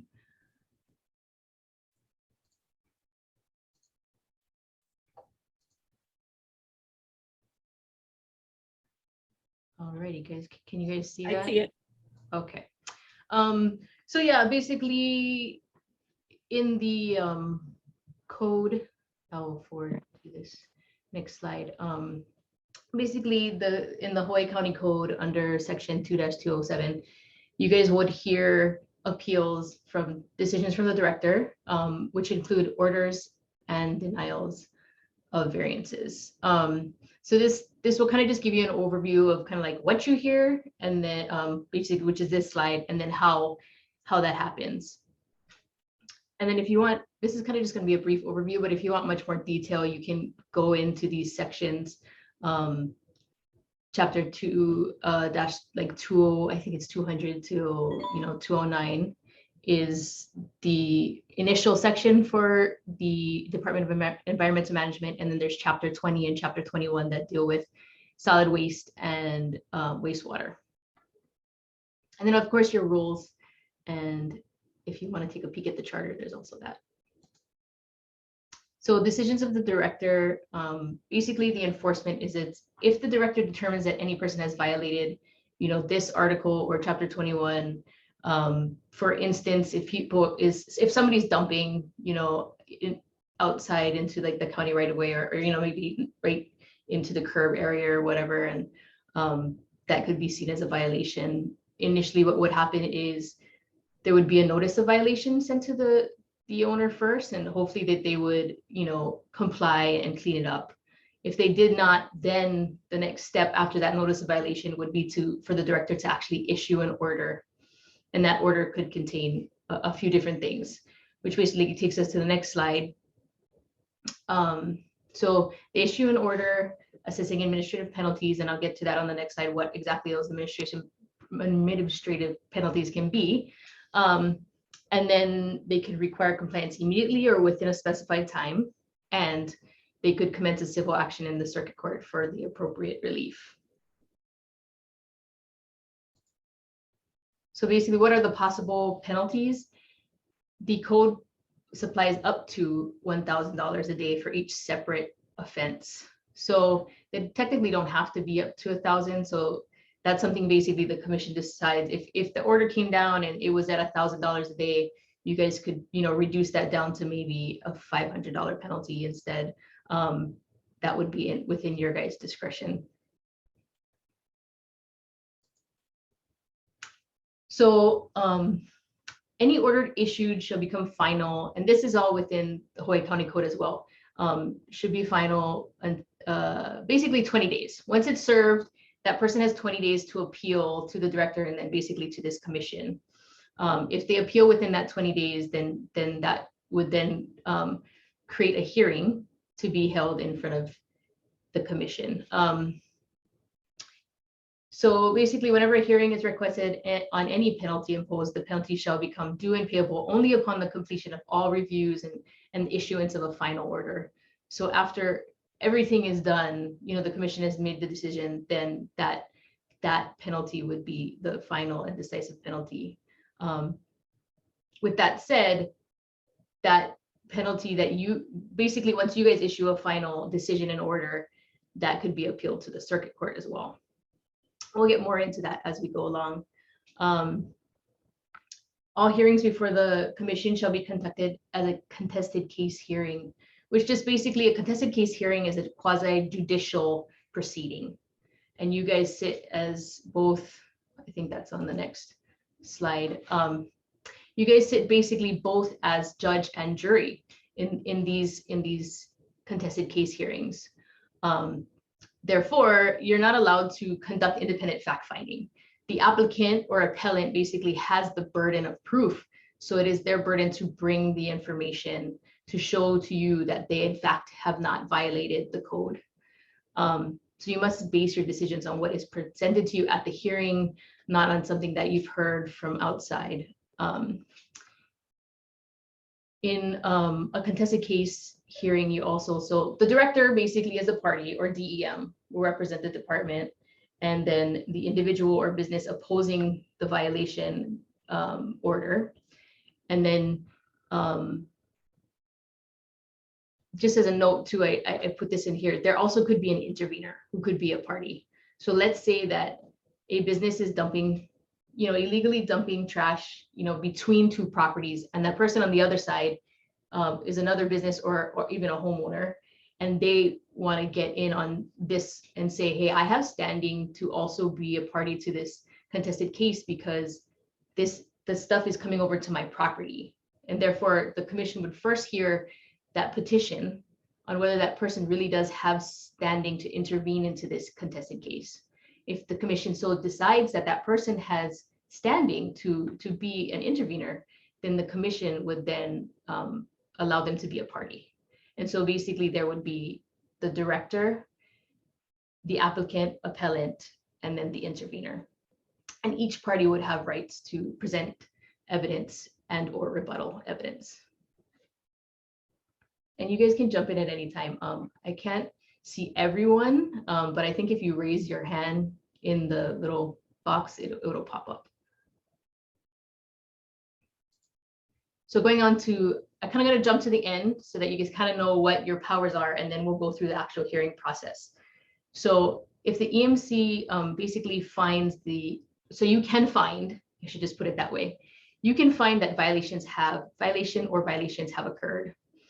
You can then affirm or modify penalties, which is that $1,000 up to $1,000 a day, whichever the director decides. You can affirm or modify the order previously issued. So you'll get a copy of the order that was sent, and you can look at that order and say, like, if there were conditions in there or something that you felt were fair or that you felt just needed to be modified in some way, then basically that would be the commission's, up to the commission's discretion on whether the order should be modified. With that said, if you looked at the order and you guys decided it is too much to modify, let's just rescind the whole thing, and then we will issue our own order. And basically every decision you make, you have to issue a decision in order with findings of fact and conclusions of law to show. Melissa, go ahead. Yeah, I just had a quick question. You mentioned, so it could be up to $1,000, I think, a day, you said, is a fine, but we could choose to reduce that. I wonder, like, what the question that came to mind is, what would, say we said $500 a day, what would we base that on? Like, how would we come to that determination? Yeah, I mean, you would basically just have to base it on the facts presented to you. So if, say, the owner says, you know, I only dumped like 1 bag or 2 bags, right? Like it wasn't a lot or something. You guys could have the discretion of saying like, okay, well, yeah, that doesn't seem like, it seems a little harsh to impose $1,000 a day for two bags that were legally dumped. But, you know, if it was somebody that had been dumping for months, you know, it may be a little bit different, right? So yeah, it just comes by a case-by-case basis, and also just your full understanding of the facts, and then what you think would be a fair penalty. Okay, yeah, that makes sense. Thank you. Mm-hmm. All right. So conducting the hearing. So basically the board, and I say the board, but when you conduct these contested case hearings, there will be a presiding officer. That presiding officer can be either the chair, somebody else chosen from the commission, or if the commission chooses, so they could also hire, DM would have to hire a hearings officer to hear the case and then recommend the findings to the board to the commission for their adoption if they saw fit. But so in that, whenever you see the board may allow, it basically means the presiding officer, but the board also still has input. They could, you know, speak to the chair or whoever is running the meeting and say, yeah, we would like them to be allowed to give opening statements, that kind of thing, to weigh in.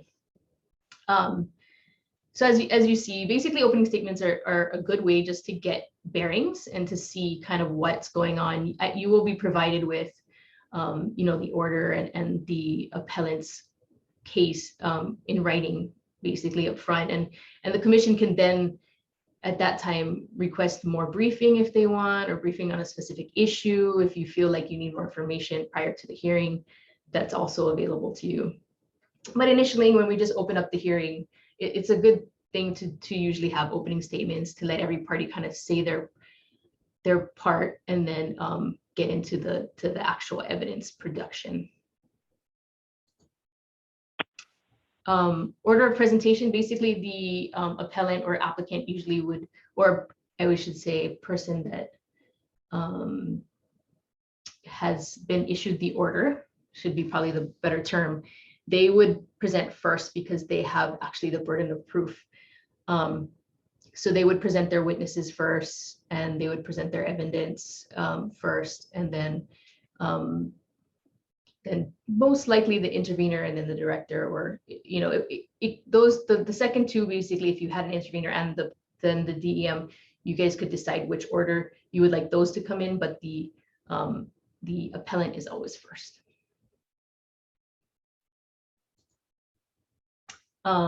Also, there's and this is all HRS 91, if you guys wanted to look in more detail, kind of where these rules and laws come from. But so each party will have the right to cross-examination.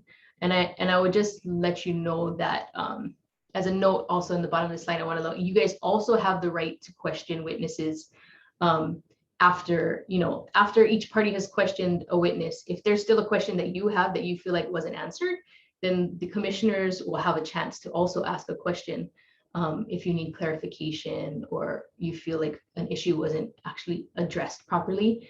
You'll have that opportunity.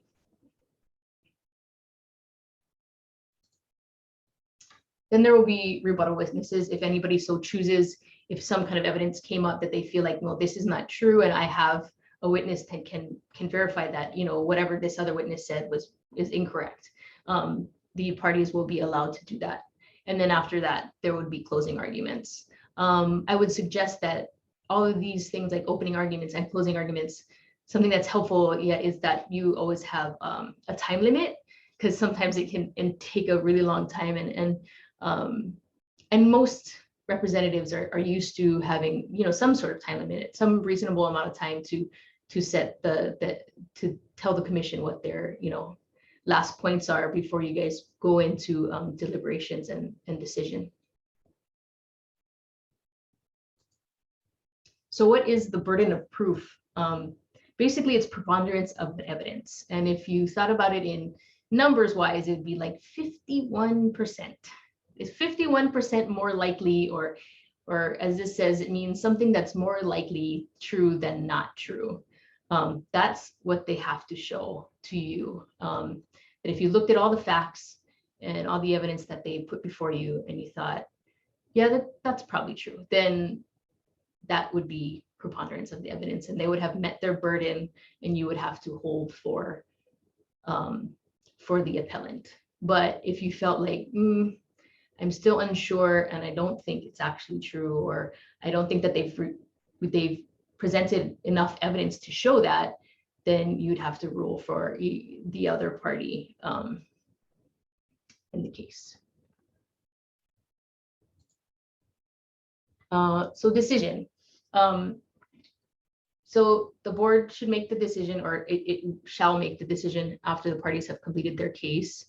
And then the board, you as the commission, but we use board because that's the language that they use in the state law, but it means also commission. It basically will conduct your deliberations in open.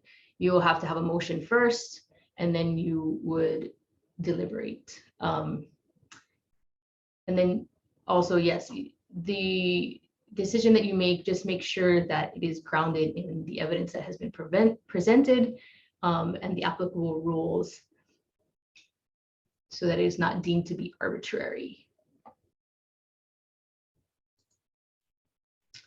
Decision in order must be written. Like I said previously, that basically you're going to have a findings of fact, the conclusions of law, and a decision order, which usually we help a lot with. We just need the commission to help us with what you want your findings to be.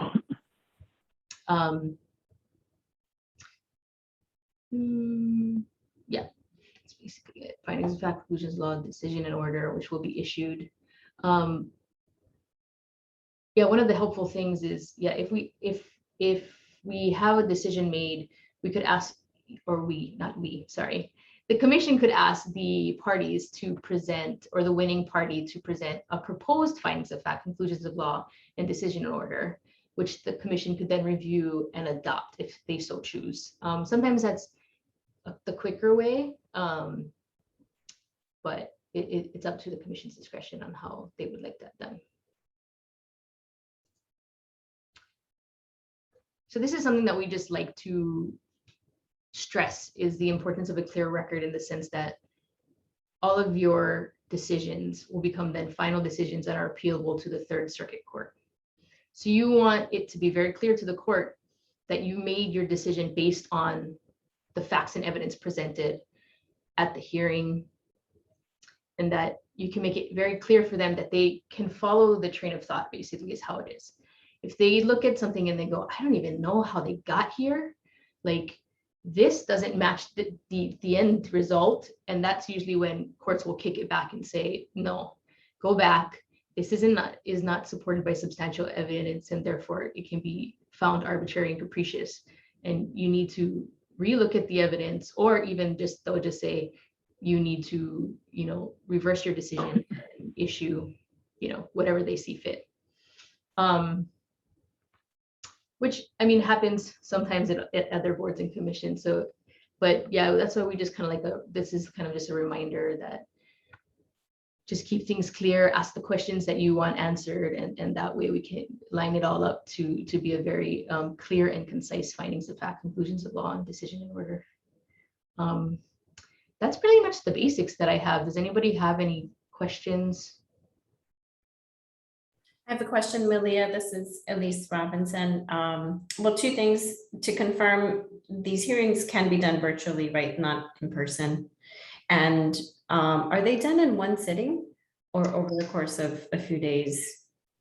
Yeah, those are good questions. Right now, as long as we have the emergency declaration, we're allowed to have virtual meetings. And then starting January 1st, the new state law will be effective that allows us to continue virtual meetings. So yes, we'll be able to do them virtually. And then your second question, sorry, it was in my head and then it jumped out. What was it again? Are hearings completed like? Oh yeah, multiple days. You know, if it is a very complicated hearing, it could go for more than 1 day. I usually think like when they're super complicated, that's the ones that get sent out to hearing officers because they can be multi-day, even up to a week. I think for planning commission, I've seen them go 7 or 8 days. I mean, they split them up all over the place, but it can go pretty long. So usually if it's a pretty simple issue, yeah, 1 day in and out, and it will usually happen on a normal, like if we, like today, if we would have an appeal after this, or even first and then a regular meeting, that could happen, unless the commission so decided to have a special meeting just for the hearing. Okay, thank you. No problem. Anything else? Macintosh, has a hearing like this ever occurred in the past? I was just curious. For the Environmental Management Commission, I do not have enough historical information about this department to know if it has. I mean, I find it hard to believe that it hasn't, but I think we all know that it hasn't happened in the last, 4 or 5 years. But yeah, I can't answer that question completely. This is Georgine. Are there any situations where there are limits in the law on how much variance or reduction change in the penalties, for example, or extensions? I'm thinking of in the case of you failed to pay your sewer bill and they're going to turn your water off. Well, there are processes in there. It says you have to go through and that the director can give extensions up to 2 years. Can we say no 3?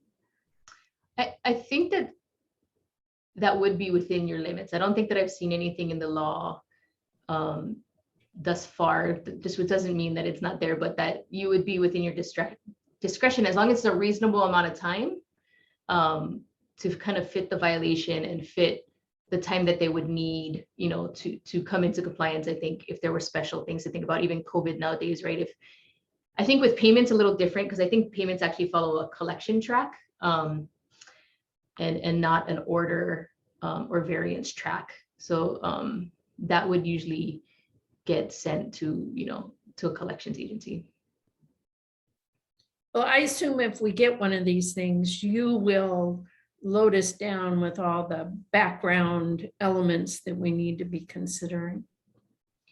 Yeah, for sure. I mean, I've done planning commission for a really long time. We've had I don't even know how many, but we've had a good number of contested cases, and a lot of the times, yeah, the commission will ask to go into executive session just to really walk through the procedural steps and make sure that they're understanding kind of how everything goes. And so that can also be, if we're at the hearing and everybody's like, wait, what's going on right now? We can motion to go into executive session and you guys can ask me questions about, what is the board's or commission's duties right now and what are we supposed to be looking at and that kind of thing. Are there any other questions? All right, thank you much, everybody. Have a good Thank you day. very much. I will try to unshare my screen. If I can figure that out.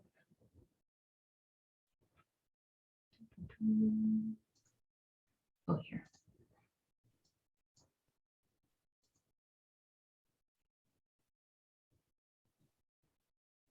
Still sharing your screen. I know, I'm trying to find a, hold on, let me get out of here. Pretty blue window.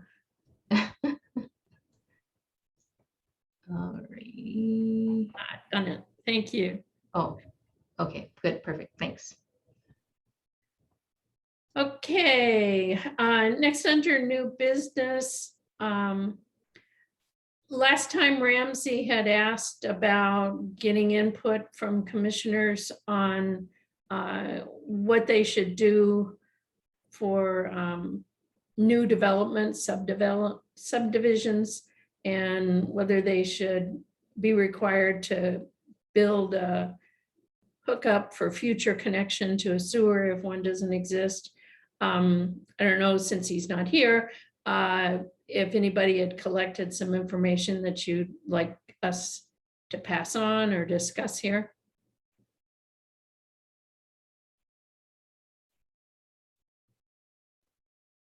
Okay, we'll defer that to next meeting. And I apologize, I had said that I'd send out some kind of survey and it got so complicated that I didn't quite know how to do it. So I think we definitely need to have Ramsey involved in the conversation. Number 7 is our reports and correspondence. Obviously, we did not get one from DEM.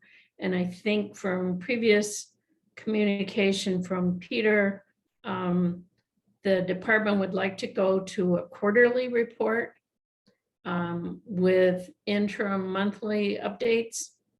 And I'm all for cutting down the amount of paperwork we need to look through, but I think there may be a balance in what we want to see as far as updates every month versus tracking all the stats and the deadlines and whatnot. Do people have a comment or opinion about whether or not, nope, we want that full report every month, or some compromise? Yeah, I have a comment. This is Melissa, District 5. I feel the way you do, Georgine, the less paperwork in some ways, the better. But at the same time, I guess my concern is kind of similar to Jerome Warren's concern about transparency. And, the longer we go without hearing what's going on, I don't know, there's something suspicious about that in my mind. I think that it's better to have a regular report, like the fact that we're not getting a report until October. I don't know, that just doesn't seem right. So my suggestion would be to have regular reports, monthly would be great. I don't know what the reasoning is for doing the quarterly report. Maybe somebody knows why that's happening. But yeah, those are my thoughts. D? John here. I concur with that. Okay. And D? This is weird with the ear pellets in. Take those out. I concur with what Melissa said. Can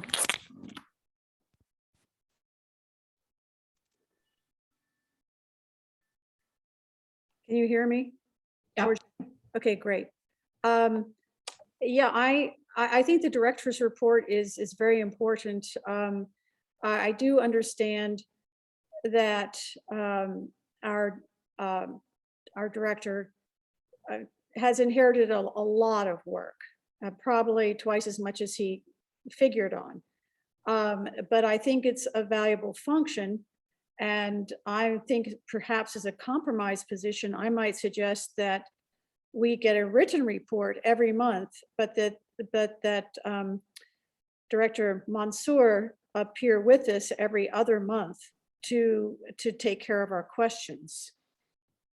I'm also going to point out that I had asked, and I know we don't want to get held up on stats and things, but I asked for a very simple request for the chlorides from the well pumps on Ali'i. And I've just been stonewalled in that request. The latest I had a couple months back was an email from Director Mansour saying that because of personnel loss, that data wasn't available.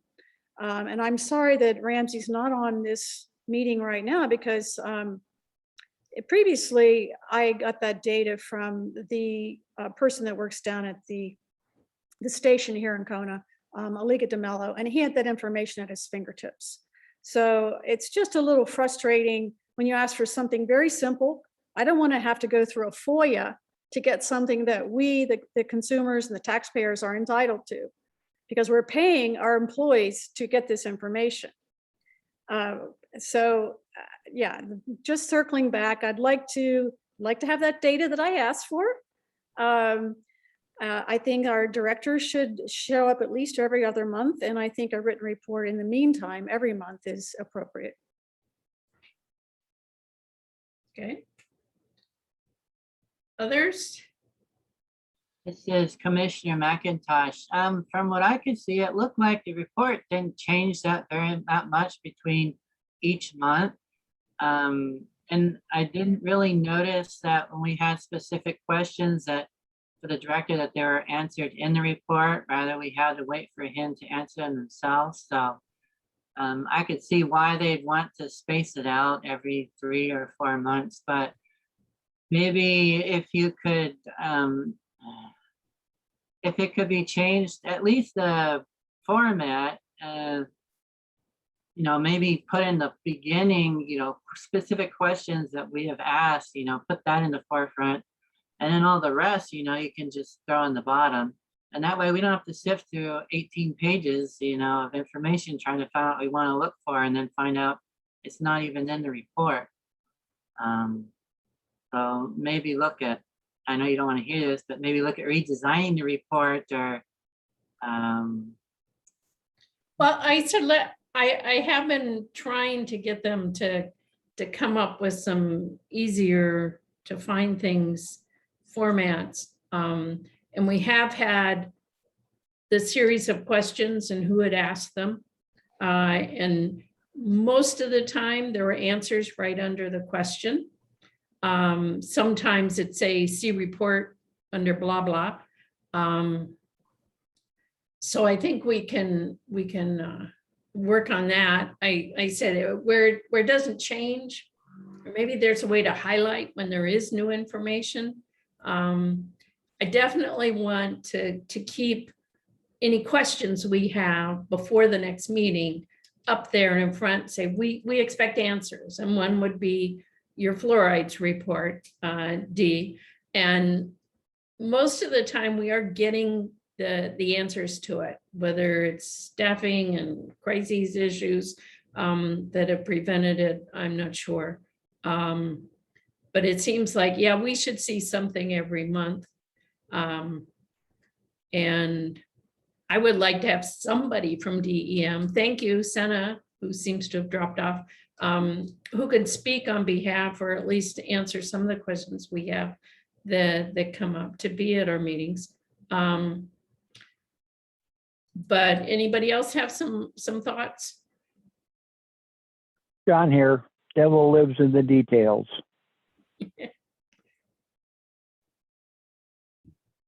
This is Melissa again. I just want to say lastly, I think the most important thing, is accountability. And I think that's the role of the EMC is to, to oversee the DEM. And so if our interaction with them is dwindling, then, then that's a problem. So I think it's important to, to have regular correspondence. And my thought, I think Lee, I think that's a good idea, actually. Maybe the format of the report needs to change a little bit. Maybe there could be a question and answer section, that's just question and answer, maybe at the top. And then, the report to follow or something like that. I don't think that would be too difficult. Well, the way Peter has been setting it up is that he would have the specific questions we had come up with, and then a reference back to the full report or as a copy of the full report. So I think he has been putting the questions we've had up front. But we know the questions, we need the answers. to the yeah, I understand. We have expectations. Yep. Yeah. Other thoughts, suggestions? I'll try to work with Peter and with Ramsey on how we could, again, inform us when we need to be informed, but not overwhelm them with repetitive information. And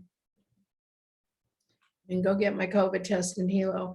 Anyway, so we'll work on it. And if you have any other examples or ideas, just shoot them over to me.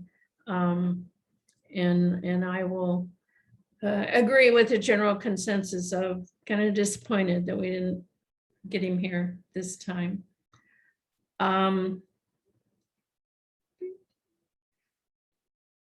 For future agenda items, number 8, as I said, I'm going to try and get business D. You had a question? I'm unmuted. Okay. Yeah, Georgine, you asked the question and you got our feedback. I think generally the feedback was, what I heard was we would like to have more of that connection, and that quarterly, showing up quarterly is not palatable. Is there a concurrence with that assessment? I read it as concurrence. We want something every month. What the detail of that monthly report may entail, we can see what we can negotiate. Definitely, we expect a set of questions to be answered that we'll come up with, and maybe we don't all have a lot of questions every month, but whatever we do, we want to see them. And we want to see a section on updates, things that have changed that month, to have it there. And then it's more the issue of the more standardized reports and statistics for the month, and how do we need to see those? If I may, can we break it out into the written report versus the attendance at the meetings then?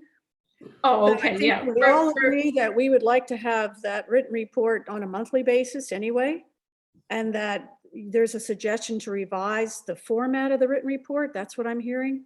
Mm-hmm. Okay, so that's one part of things that we, and Georgine, I would assume that you would be the person to communicate with Peter and Ramsey to get that suggestion across. But secondly, then the attendance at the meeting, we haven't fully addressed that. Mm-hmm. So my proposal was that Ramsey Mansour attend our meetings every other month. Can we make that a concrete suggestion, or is that subject to more discussion? Well, I'll put it out, subject to more discussion. I don't know that it's a motion. We don't control his physical body. Right. So it's only someone. I personally would like somebody from DEM who can speak to issues that may arise at every meeting. It doesn't always have to be Ramsey.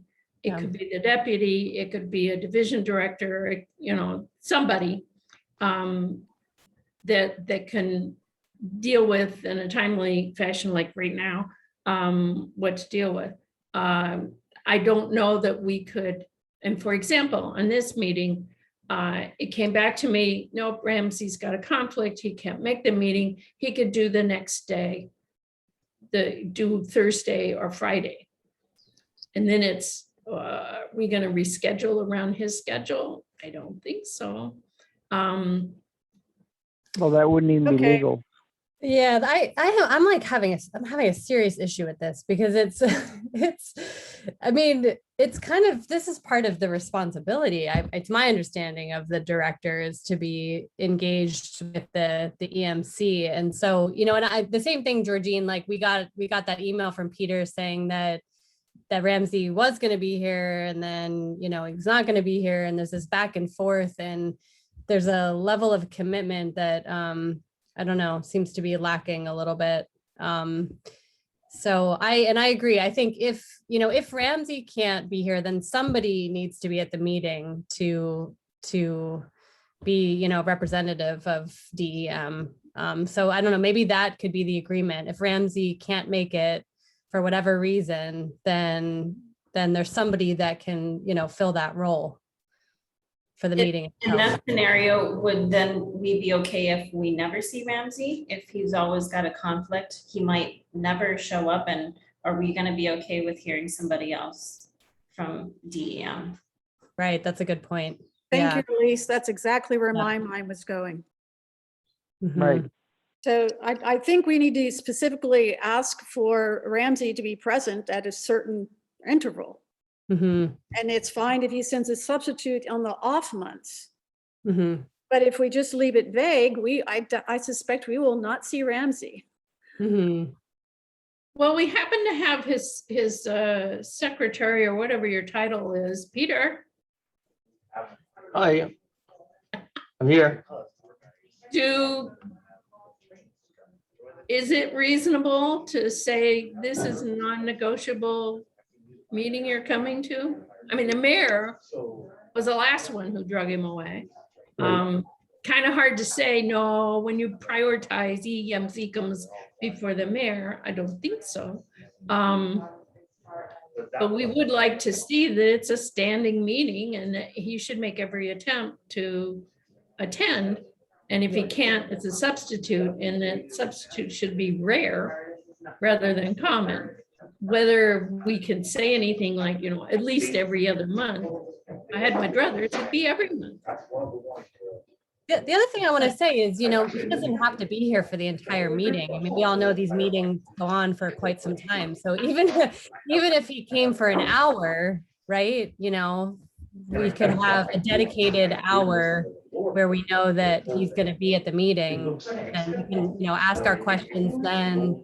I think that's reasonable. And we could say every other month, you know, you have to be at the meeting for at least an hour. That sounds really funny to say it like that, but you know what I mean. Right. Obviously, the mayor calls him understand. okay to go to that meeting. I don't know that he's going to be missing the next one. So cross fingers he'll be there next time. But if you want to make it as part of a motion, that's your right as well. But like, you know, this is a one-time thing. He's been here at every meeting so far. It raises a question with me. Who's number 2 in the pecking order? That's the Deputy Director, Brenda Yokepa-Moses. She'll be taking a stronger role in the solid waste division once Greg leaves.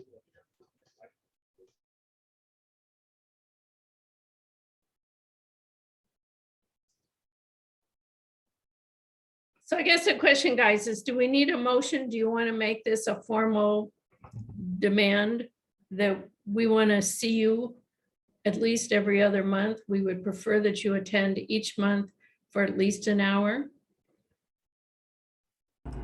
I think I vote yes. I agree with Melissa, having him added to the agenda for like an hour, or whether it be the beginning or the middle, but for us having that time with him and him to, you know, share with us. I think a small commitment of that, and then if he can stay on, he stays, but then of course he's probably busy, then he can carry out. But like what Melissa had suggested, having him on the agenda for just, I don't know, an hour or part of his discussion to share. Somebody want to make a motion? So Point of moved. order, sorry, point of order, Chair, this is Malia Hall. I don't really know that a motion is in order here, as the commission can make a suggestion to the director, like you said before. But at the end of the day, the director still has authority to decide which meetings he comes to. But I think that a letter suggesting that he come is probably in order.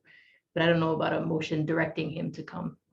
Okay, how about this? I will send him a letter saying, we really need you to come to our EMC meetings, preferably the whole thing, but at least for an hour.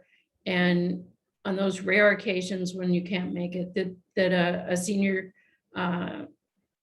director substitute for you. Is that okay?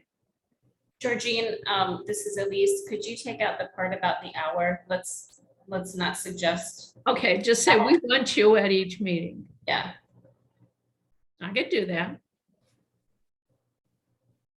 And I guess, do we want to say anything about the report? Because it seems like it's been decided that we were only going to get a report once every, what was it determined, once every 3 months or something? Well, that was kind of thrown out at me or us that we're only going to do a quarterly report. And I think we'll come back and say, no, we want to see something written each meeting, and we can continue to negotiate format to make sure that you're addressing the things that we are involved in and want oversight, and that we think quarterly is not going to be sufficient. Yeah, okay, that sounds good. So then, yeah, including that in the letter as well, I think is important. I can do that. Yep.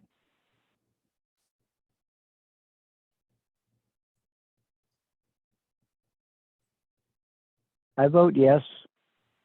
Okay, I think we're not doing a motion per se.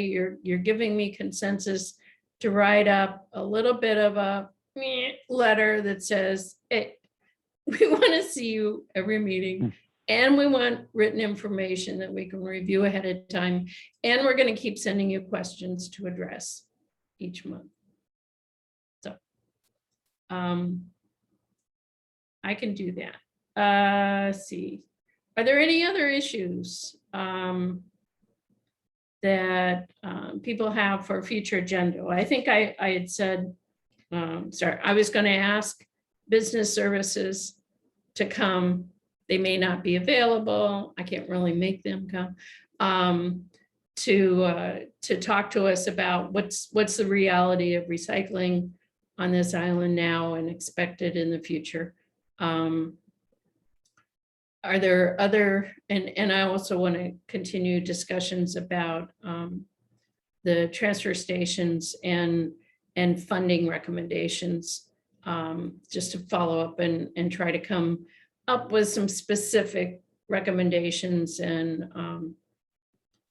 motions that we can do for next meeting.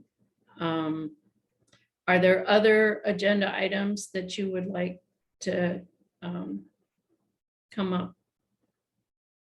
Well, I guess I would phrase that a little differently. It level of service. I'm sorry, level of service? Yeah.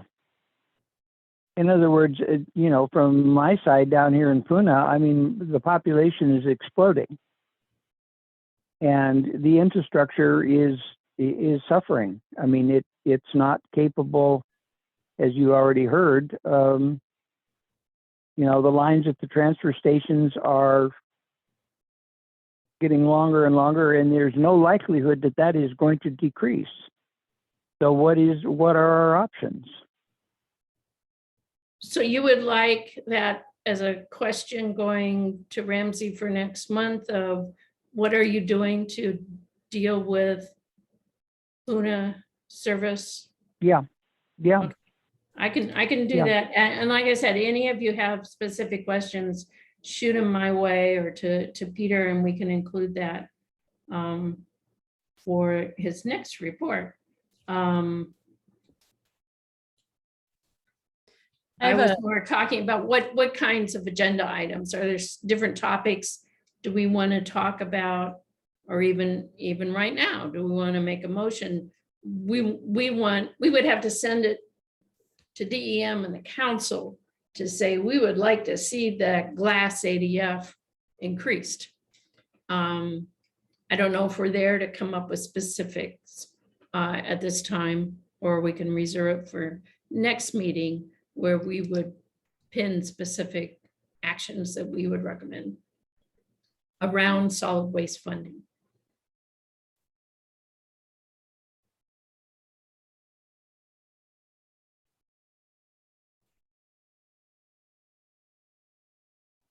Okay, I'm gonna take it that if you've got Yeah. some thoughts for next meeting agenda, send them my way. And Great. I'll try to line it up. Okay? Thank you. Announcements.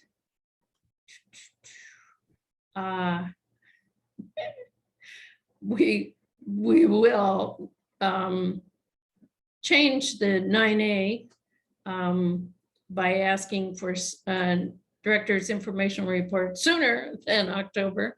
We'd like to see one in September. So I'll do that letter. Our next meeting is scheduled for September 20. Is it the 7th or is it the 22nd? Yeah, I get my calendar. I think it's the 22nd. Did I say Peter? 27th? Should be. Yeah, it is the 22nd. I have the Maybe calendar. 2/2, 22nd. Yeah, it should be. Oh, correction to the agenda.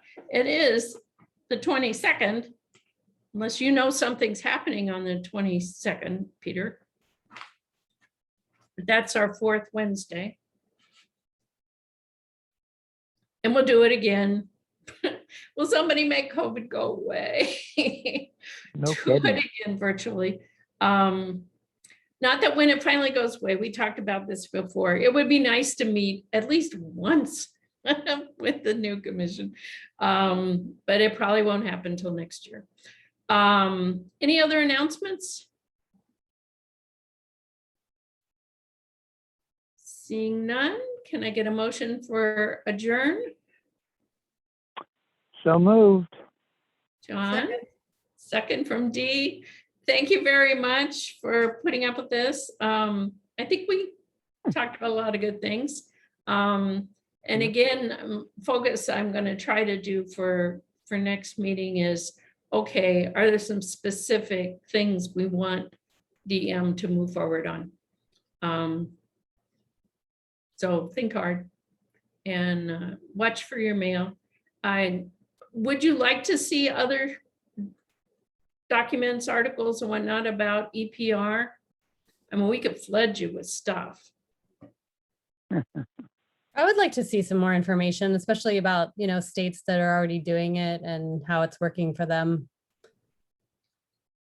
And one of the things that as Senna was talking about, we have a version of EPR for e-waste, not working so well, at least not in this county.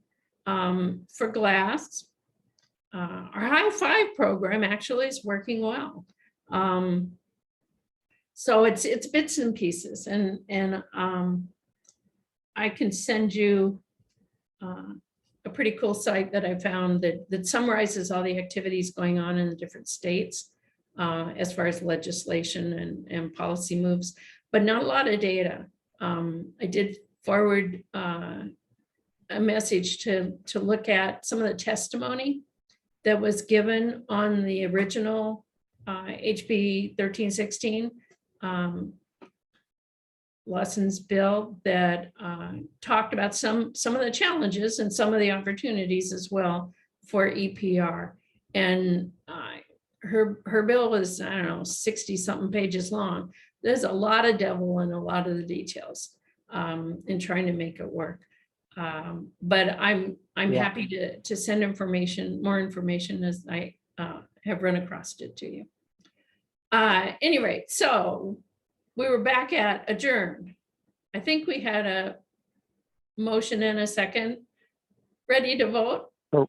Ready to click off? Thank you.